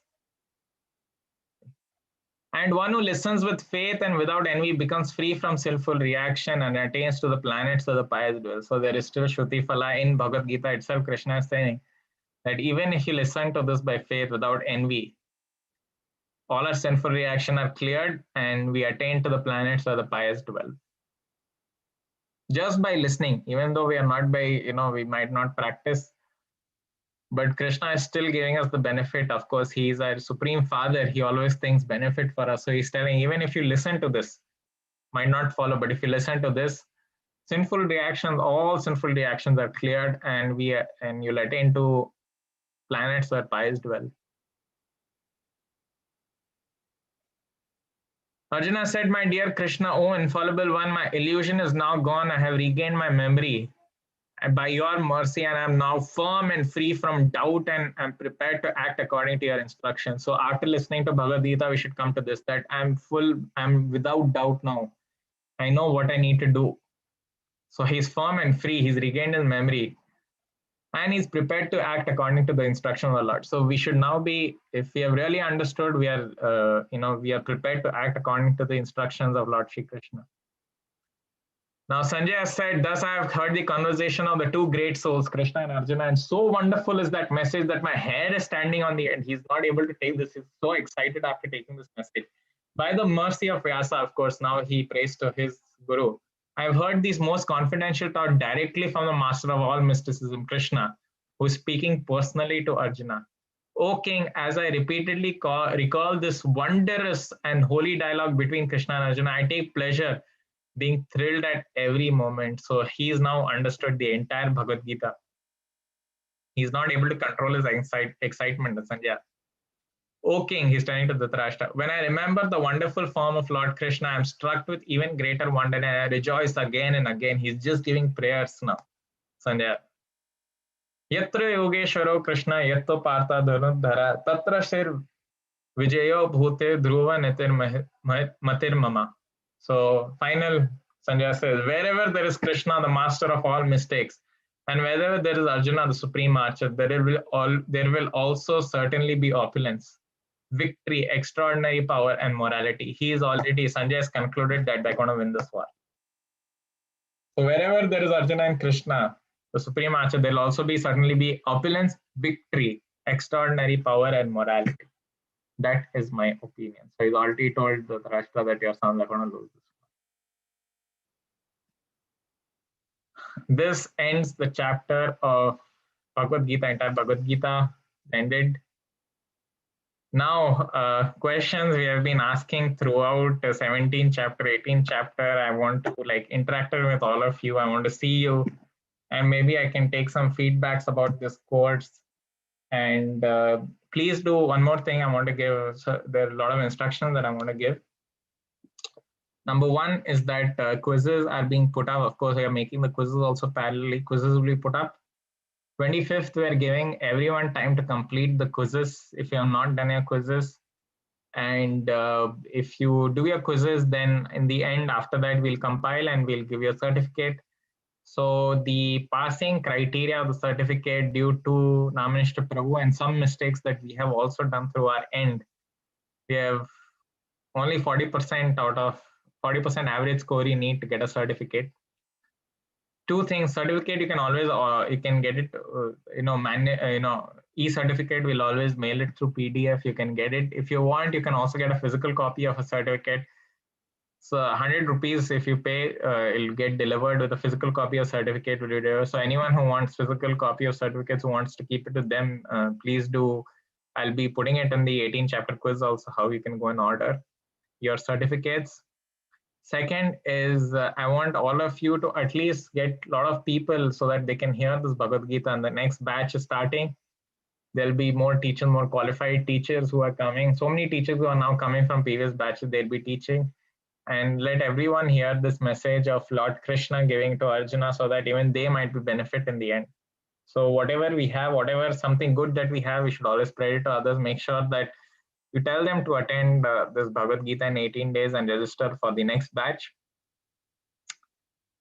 A third instruction that I want to give is, now we are starting now registrations. We'll give you the applications. Okay, these applications for, it's not registration, applications for level 2. And there's going to be an exam also. So only after you get that exam, you go into the next level of classes, which is going to be even more serious teaching, going to be very systematic. And in this advanced level, Bhagavad Gita is going to be taught again. So it'll be a 3-month course, only on weekends, Saturday and Sunday. Bhagavad Gita will be taught. After Bhagavad Gita, Nectar of Instructions will be taught. After Nectar of Instruction, Nectar of Devotion will be taught. And after Nectar of Devotion, Ishopanishad will be taught. So this is the next level of classes that all of you, I want all of you to go to the 4th level, which is Bhakti Shastri. You become expert in the Shastras, in this knowledge. So I want all of you, most of you from my class should be like from, at least from my class, people, most of us should be Bhakti Shastri, so that other teachers are also encouraged and other students are also encouraged to become a Bhakti Shastri. I myself, I have to become a Bhakti Shastri, and I'm not Bhakti Shastri, so we can all endeavor together to become a Bhakti Shastri. So I want most of you to come to level 2. And level 2 is going to be a little bit more strict, but that's how it is. That's how, there'll be more discipline, because now you have become advanced students. And that is the third thing that I want to say. And now I want, sorry, I did not tell you yesterday, but also what I want to do is I want to take, for example, when you have farewell in the end of college, we all click a photo with the teacher. So I want all of you, if you can, switch on your camera so that I can click a photo of the entire batch, so that, I can, at least some memories of batches, or else I'll forget. You will go into your own business and I'll go into my own business. So I want all of you to be there. And please, now I'll, questions, yes, questions are there. You can keep on asking in level 2, the level 3, the level 4 also. I want you to take some feedback, how we can improve, what you felt nice about this. If you want to share anything from the Bhagavad Gita, what you understood that you didn't understand before, it'll be very nice. Of course, it'll take some time, but in the end, of course, if anyone wants to leave, they can leave. But it's nice, some interaction is there. I see most of you have opened your cameras. Now I'm seeing people for the first time. So now I can put so Krishna can be understood in 4 ways. So first is name. I only know Krishna's name. That is what most of the religions, they only know the name. Then form. Second is form. Now each of you have opened your camera. I can see there's a particular person over there. I can see your form. Third is paraphernalia. I can see that some of you have glasses, some of you have a long nose, some of you have a short nose. So paraphernalia, you have an iPhone or you have an Android. So paraphernalia. And the fourth part is pastimes. So you go to this college, you do this, you do that. So 4 ways we can understand. So that's how now I can, first was name, now I can see form, and I can see paraphernalia. Pastime, maybe it is very, I cannot know all of you with this limited time that we have, these 18 days, but it was, I as a teacher, I felt very nice, and I have very good, students who have been very patiently listening. Although even if I could not answer questions, you patiently have listened to whatever I've said. And I thank you, all of you, to patiently listen. Although I'm been going on and on, I just keep on speaking. That is one of my, the people say speak less. So, so yes, let us now start. Raise your hands and we can unmute and you can give your experience or whatever you want to share.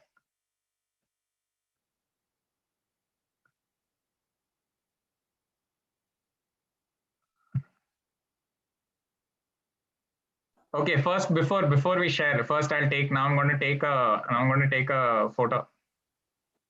Print screen, so people come open your cameras fast so that you can come into my frame. Okay, let us go to snipping tool. Snipping tool. Let me expand this so I can see more of you. Yes, and now snipping tool open. Okay, hold it back.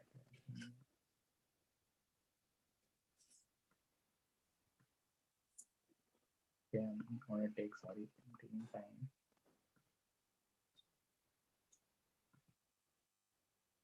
Okay, snipping tool, print screen.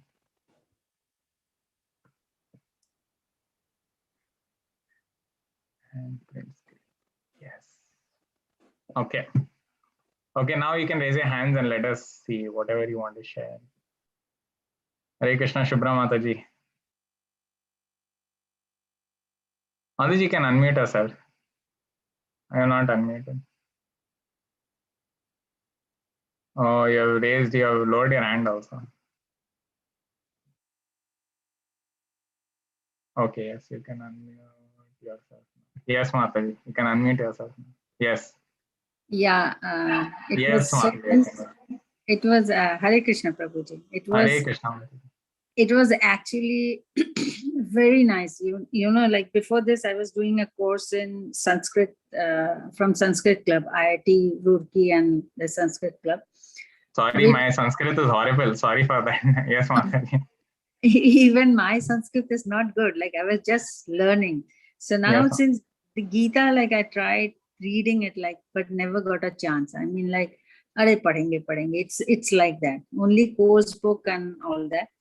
But now, since one of my friends, like she sent the URL, like Mangaluru, they are doing a course.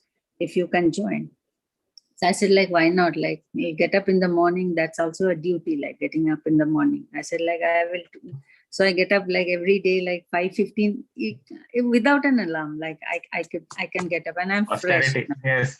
Yes, that is what I'm like learning. Like when it is said, like I said, oh, that is I'm performing one of my duty. Like Krishna is helping me doing that. So now it's just a drop in the ocean that I know of it. But now I've got the taste of it. Yes. It is still a drop in ocean. These 18 days are still a drop in an ocean. There's so many things. As it's like a lion which tastes blood, like a domesticated lion, if you say, and it tastes blood, then he hunts for more. So it's like that now. Like I'm craving and digging for more. Like, and I hope I graduate to level 2nd.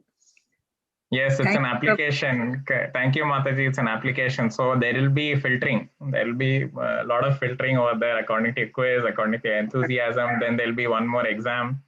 Definitely.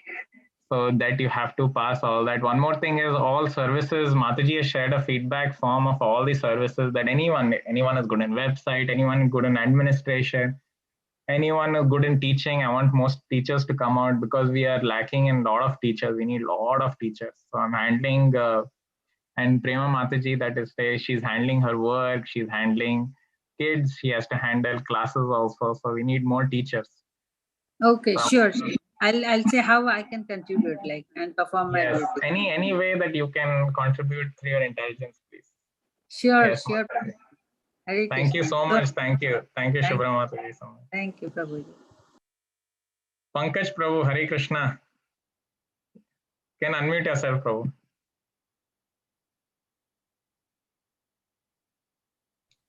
Yes, Yes. Namaskar. So this Namaskar. is the second time I have attended this course. First time I was totally confused and could not consolidate my thoughts. So, Yeah. my all credit goes to you. I could understand very well Thank you, to the Prabhu. Thank best you. of my knowledge, and I'm really thankful to you. As a Guru Thank you, Dakshina, I have decided to become a life member. Thank you, So Prabhu. Thank you so much. the day they allow me to come to India back, I Yes. immediately go to Mumbai's Hare Krishna temple Yes, and Prabhu. and give my whatever donations. I think some 35,000 or something like that. Yes, Prabhu. Thank you so much. Thank you so much for your kind donation, Prabhu. Thank you so much. Yes, and that I am committing. And again, I enjoyed your simplicity, your dedication, and your I mean, you were always to the point. So I really appreciated your style of teaching. Thank you, Prabhu. Thank you. You can always tell where I can improve or whatever you feel I can, so that I can always come to know I can improve as a teacher. If I can improve myself anywhere, please welcome. Namaste. Namaste, Prabhu. Thank you so much. Yes. Radhika Mataji, Hare Krishna. Hare Krishna, Prabhuji. Hare Krishna Mataji. I just wanted to know for the kids, when is the next class for chapter, for our first course, the 18? Because yesterday, I think. Same. It starts with 2nd August is the next batch which is starting. So 2nd August, even children starts at the same time.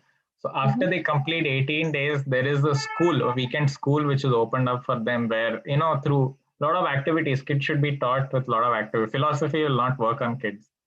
So they have to do a lot of plays, they have to do a lot of activities. Then everything is involved according to the age that your child is in. So they can register for that. So they have to pass the 18 days and then they can go into the Sunday school.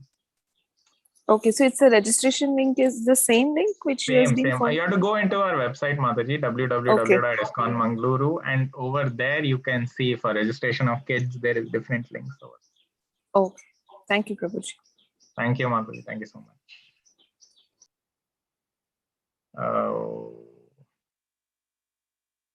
Okay, I see no one hands raised. Anyone wants to speak anything, if they want to tell anything, if they want to say, Rohan, I didn't like your class, also they can tell. So, yes, okay. Nanda Kumar Prabhu, Hare Krishna. Hare Krishna, Prabhuji. Hare Krishna. I had read the Bhagavad Gita earlier, but I didn't have that kind of an insight of what I got within this. Yes, ma'am. Yes. It was very lovely. I will continue this journey with. Yes, actually, if you go to level 3 and level 4, level 3 is now where you present. So you have to make some few presentations. You yourself have to study very detailed and make a presentation. Like this, there'll be all students and you make a presentation, and like how you do it in industry where, how you do it in a university where they have to make a presentation, go and present in front of the class. That'll be there in level 3. Level 3, level 4 will be taken by Namanishta Prabhu. Once you hear Namanishta Prabhu's class now, then you'll be like, my God, I've been missing out on a lot. So I wanted to go to level 3 and level 4 where you are attending his class. He is expert. Great. So yes, Prabhu. Thank you so much. Thank you so much, and Dandavat Pranam. Dandavat Pranam to you, Prabhu. Thank you so much. Monica Mataji, Hare Krishna. Hare Krishna, Prabhuji. Hare Krishna Mataji. Yeah, it was very nice to have you as our teacher. You are a very simple, down to earth, and very clear person. You are a very, though I have only attended your class and very little we have known each other, but I'm sure, and I can count on that you are a very humble and person with full humility. So please be always like that. That is one, Prabhuji. Second, what I have two questions. One is when are the advanced classes starting, and what will be the timings? Because I'm not in India, so the timing has to suit me. If this is the same timing, I can really go for the advanced class. If not, then really I'm myself in a fix. So yes, Mataji, to answer that question, there's 2 times that the classes will be on Saturday and Sunday. So you'll have, so Saturday, Sunday. So Saturday will be chapter 1, Sunday will be chapter 2. Then next Saturday, Sunday will be chapter 3, chapter 4. So for example, on Saturday, if you're doing chapter 1, there are 2 timings which are taken. One in the morning, 6 a.m., which is 8:30. Like this. Yes, which is, for me, it is 8:30 p.m. and 6 a.m. morning IST time and 7 p.m. IST time. Yeah, so I think I'll go for the morning class then. Yes. Okay. Now, second question. It's not a question, it's a feedback. Okay. What yes, I want to, what I observed in the few classes, especially in the last few classes, where we went deep with the subject. Okay. And various devotees had questions. Okay. And some of the questions I felt as myself a devotee that they were not answered to their satisfaction. Though the teacher, though the earlier teacher also, he did a fantastic job. He was a very good teacher. And that lady teacher, what we had, she's awesome. So yeah, Mataji is Bhakti Shastri. So, yeah, because you can feel it. She's living and breathe. She's living and breathing Gita. So you can make it out. But the thing is that, Prabhuji, what I felt is like in this class, so many people have learned so many things. So many people would have come the first time to take the class, or so many people are coming second time to take the class. So what is happening that people like us, when they take the class, see, everybody has doubts in their mind. Because reading Gita, you cannot make it out. It is such a deep ocean that, you have to read it continuous through your life. Till then you will not understand it fully. Because we are conditioned souls. We are not those souls who can, who have learned and we learn something, but it is very difficult to apply. So what I thought, Prabhuji, like especially in the last few sessions, what I noted, like when a devotee is there, when we as a class, we are taking a class, and if our questions are not answered well to our satisfaction, that doubt will linger on, and that might, lead you in an astray. It cannot, it will not influence the devotee to come back to the class because his doubts are not cleared. So as a feedback from my devotees, like you would be organizing and you will be having the post discussion after the class, before the class, feedback. So what I felt that, like that lady, she is like on the top of it. So the questions which are concerning the devotees, because they have to get cleared. Otherwise, they will not take it seriously, and they will not, they will not get the love for the Lord. The love for the Lord is the must. So if somebody from you or somebody, a feedback is taken that, these were the questions where people didn't get the answer, and she comes or other teacher comes, I don't know who are there in the platform, the doubts have to get cleared. Because I understand. So that was the feedback, so that I've noted the feedback, Mataji. So to that, yes, we will work on it. Actually, I might not have mentioned it. Sometimes understand, even we as teachers are also learning. Correct. Even we are also learning. Sometimes we will not be able to give you an answer which is exact. Of course, as teachers, we should go back and ask our seniors and get back to you on that topic. Yeah. So I'm sorry if there is some places where people could not get a meaningful Yeah. People, I could feel that. I could feel because I was listening through the entire class. And what a devotee does, he says, oh yeah, I got my answer. Okay, thank you, Prabhuji. Thank you, Mataji. But in his or her mind, that is still playing on. And that we don't want from a class. We want that everyone should leave satisfied. And they should get the message what Krishna is telling us. So that's what I felt. I might be wrong. I'm sorry. But that's what I felt. It's always all feedbacks is taken. That's how we can also improve as teachers. Also, because people will then only come forward. They will read Gita, not reading, but they will, they will live by it. That's what we want. So two aspects are Yes, Mataji. Two Sorry. aspects are there too. Is yes, Mataji. One is that the teacher might not be enough knowledge, to answer that question. Of course, number one is that. Number two is there is certain topics which will require time, place, and situation. Some you'll not understand. Correct. So, for example, from the second chapter itself, I cannot talk about devotional service because no one can relate to it. Correct. So all Correct. these topics are further when you go into nectar of devotion and nectar of instruction. Nectar of devotion is especially a very advanced topic in devotional service. So over Correct. there, most of your doubts will get cleared. So it is a game of course, game of teachers. Number one, teachers should be enough capable, and game of patience.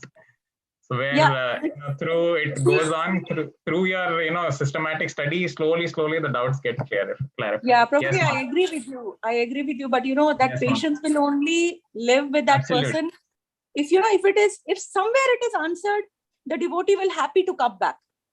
Correct, Otherwise, correct. they have their own philosophy and it goes in a tangent that they are supporting ISKCON. This I don't want to get into that.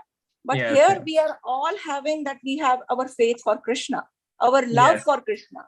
Yes, So, yes. so that was my little feedback, which I want Yes, because Mataji, I have was playing noted in my that, mind. and So I thought we'll that improve yeah. on that, Mataji. We will improve on that, and of course, I'll tell most of us teachers also have to read more and more and more and more. Read Yeah, so if that they we can can come, always. if they can come, Yes. they would have listened to the questions. They can come and clarify.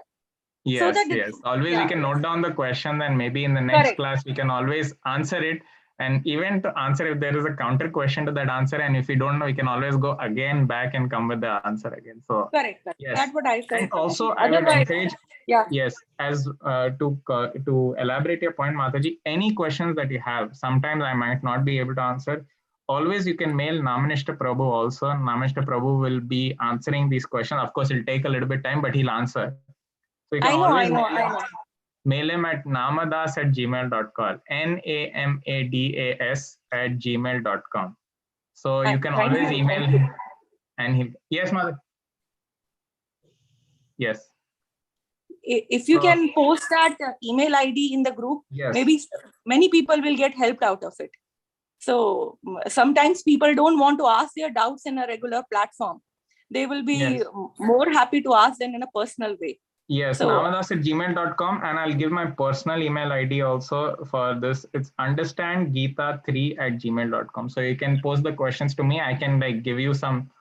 I can always post. So physically, I can only explain. Maybe I might not remember from which Shastrik, where I can pull out some evidence and give it to you. But if you give me some time, I can always go search and pull out and put it over there and give you an answer to that. Sure, So Prabhuji. understandgeeta3@gmail.com is mine. So you can mail me, or namadas@gmail.com. Actually, currently now Namanishta Prabhu is not well. He is actually down with severe back pain.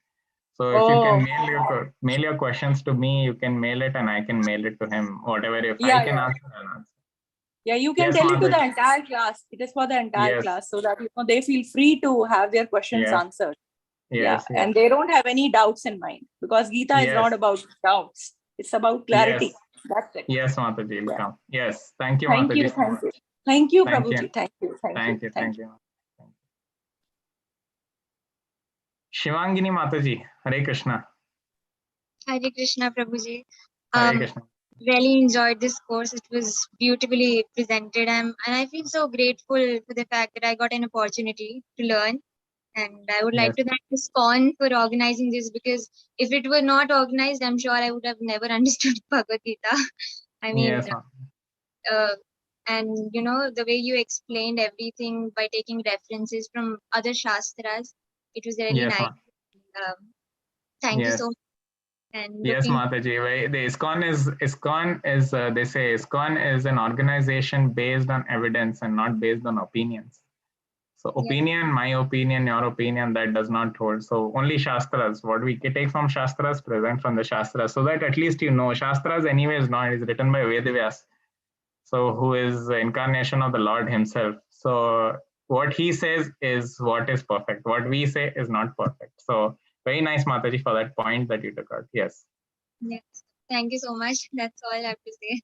Thank you, Mataji. Thank you. I want Mataji, please come to level 2 also, level 2 classes. Prema Mataji will be there. So you had one drop of Prema Mataji's class. Have you attended Shivangi Mataji, Prema Mataji's class? Yes, I did. She is Bhakti Shastri, so she's also there's so many other devotees also who are Bhakti Shastri who are taking level 2. So you'll get a different different perspective, more detailed perspective of all of this. Yes, Mataji. Thank you so much. Do we also need to learn the shlokas in level 2? Like, No, don't worry about that. Memorization will still take some time, but it's always encouraged. For example, if you ask me for example, if I preach to you through shlokas, you'll be more you'll have more faith in what I'm saying. Or if I talk in English, it becomes you'll be like, okay, fine, I think so. He's telling me what he's feeling. But if I give, okay, Krishna says in 7.25 or Krishna says Patram Pushpam Phalam, and then you know that, okay, fine, he's quoting. So yes, Mataji. Yes, so don't worry about learning shlokas. That is slowly there. Mostly it's understanding the meaning behind it and practicing it more than learning the shlokas. So don't worry about that. But of course, slowly, a pronunciation and all will improve, because I used to get stuck most of the time in the middle. Now slowly I have some coherence in what I speak, but still my how Prabhu gives, Pura, it comes like a song when Prabhu says, the each and every shloka. So that is my aim, of course. Yes, Mataji. Don't worry about that. Thank you. thank you. Okay. Poonam Mataji, Hare Krishna.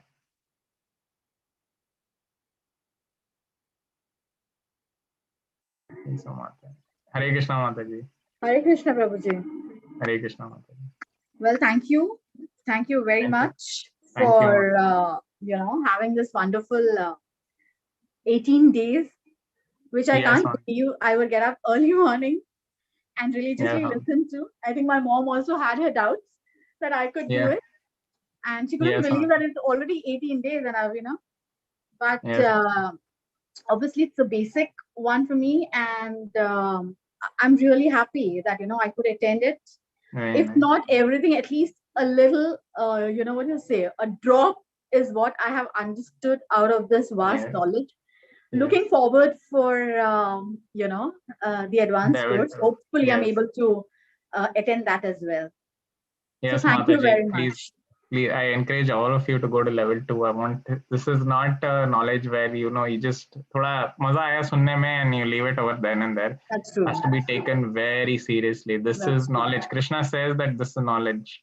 Whatever we have in university is just skills that we are taking in, and we are able. Mechanical industries, mostly I'm a mechanical engineer, so we're learning how to bend iron, but in a more sophisticated manner. That's true. So That's real knowledge is understanding that we are not the body. So 3 parts I explained in Bhagavad Gita. So it's very serious. Take this extremely seriously and make sure that this is your final. बस अभी हो गया. कितना बार हम लोग पैदा होके first standard, second standard, then we have to again see, where we have to work. Better is we, make this our last life and go back home, back to Godhead. Sure. Hopefully that happens. Yes, Thank you, Prabhuji. yes. Thank you very much. Thank you, Mataji. Thank you. I think so. Everything is ended. And one thing is that we all should thank also Purnima Mataji, because without Purnima Mataji's organization and administration, it won't be possible to get all of you to everything in timely manner. So let us all thank Purnima Mataji also for her service that she's doing. I can at least enter class a bit late, but Mataji is from morning, she is, the shloka chanting, everything. So she's organizing everything. So thank you, Purnima Mataji, for also, being part and helping us in all of this. And, Thank you, Mataji. So Mataji is there. And I think so we've ended with everything, Mataji. Feedback form is there. Please, if you can do any service, that would be great. All of you, somewhere or the other, you can give your time for Krishna. Please do that. And all of you have been really nice, and thank you for all of your feedback. I'll take that seriously and try to implement that.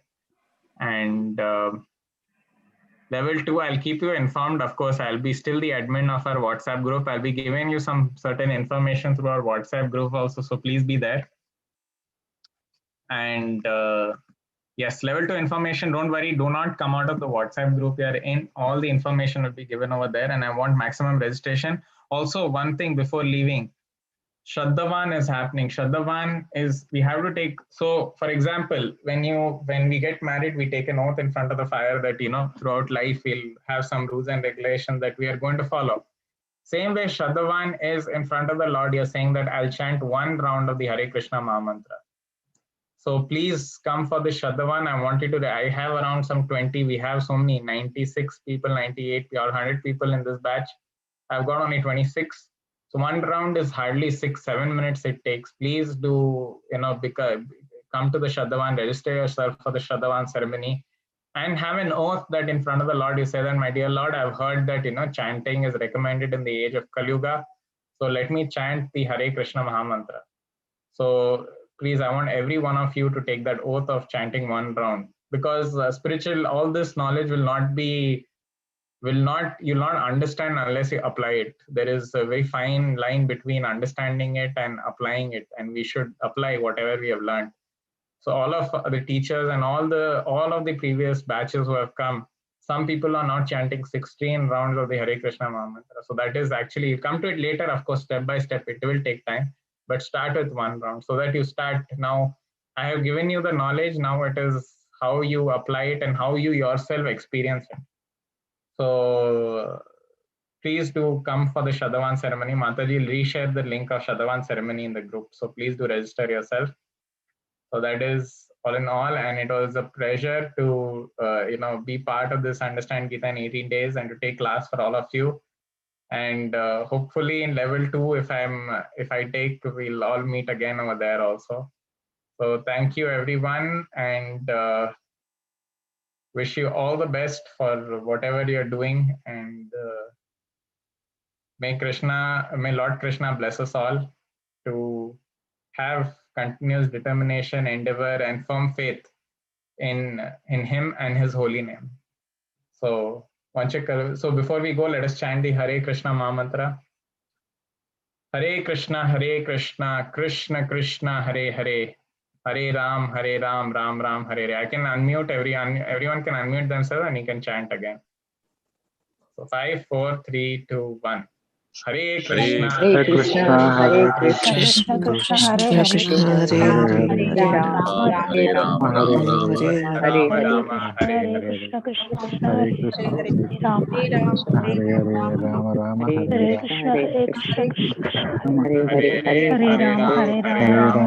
Hare Hare, Hare Rama, Hare Krishna, Hare Krishna, Hare Hare,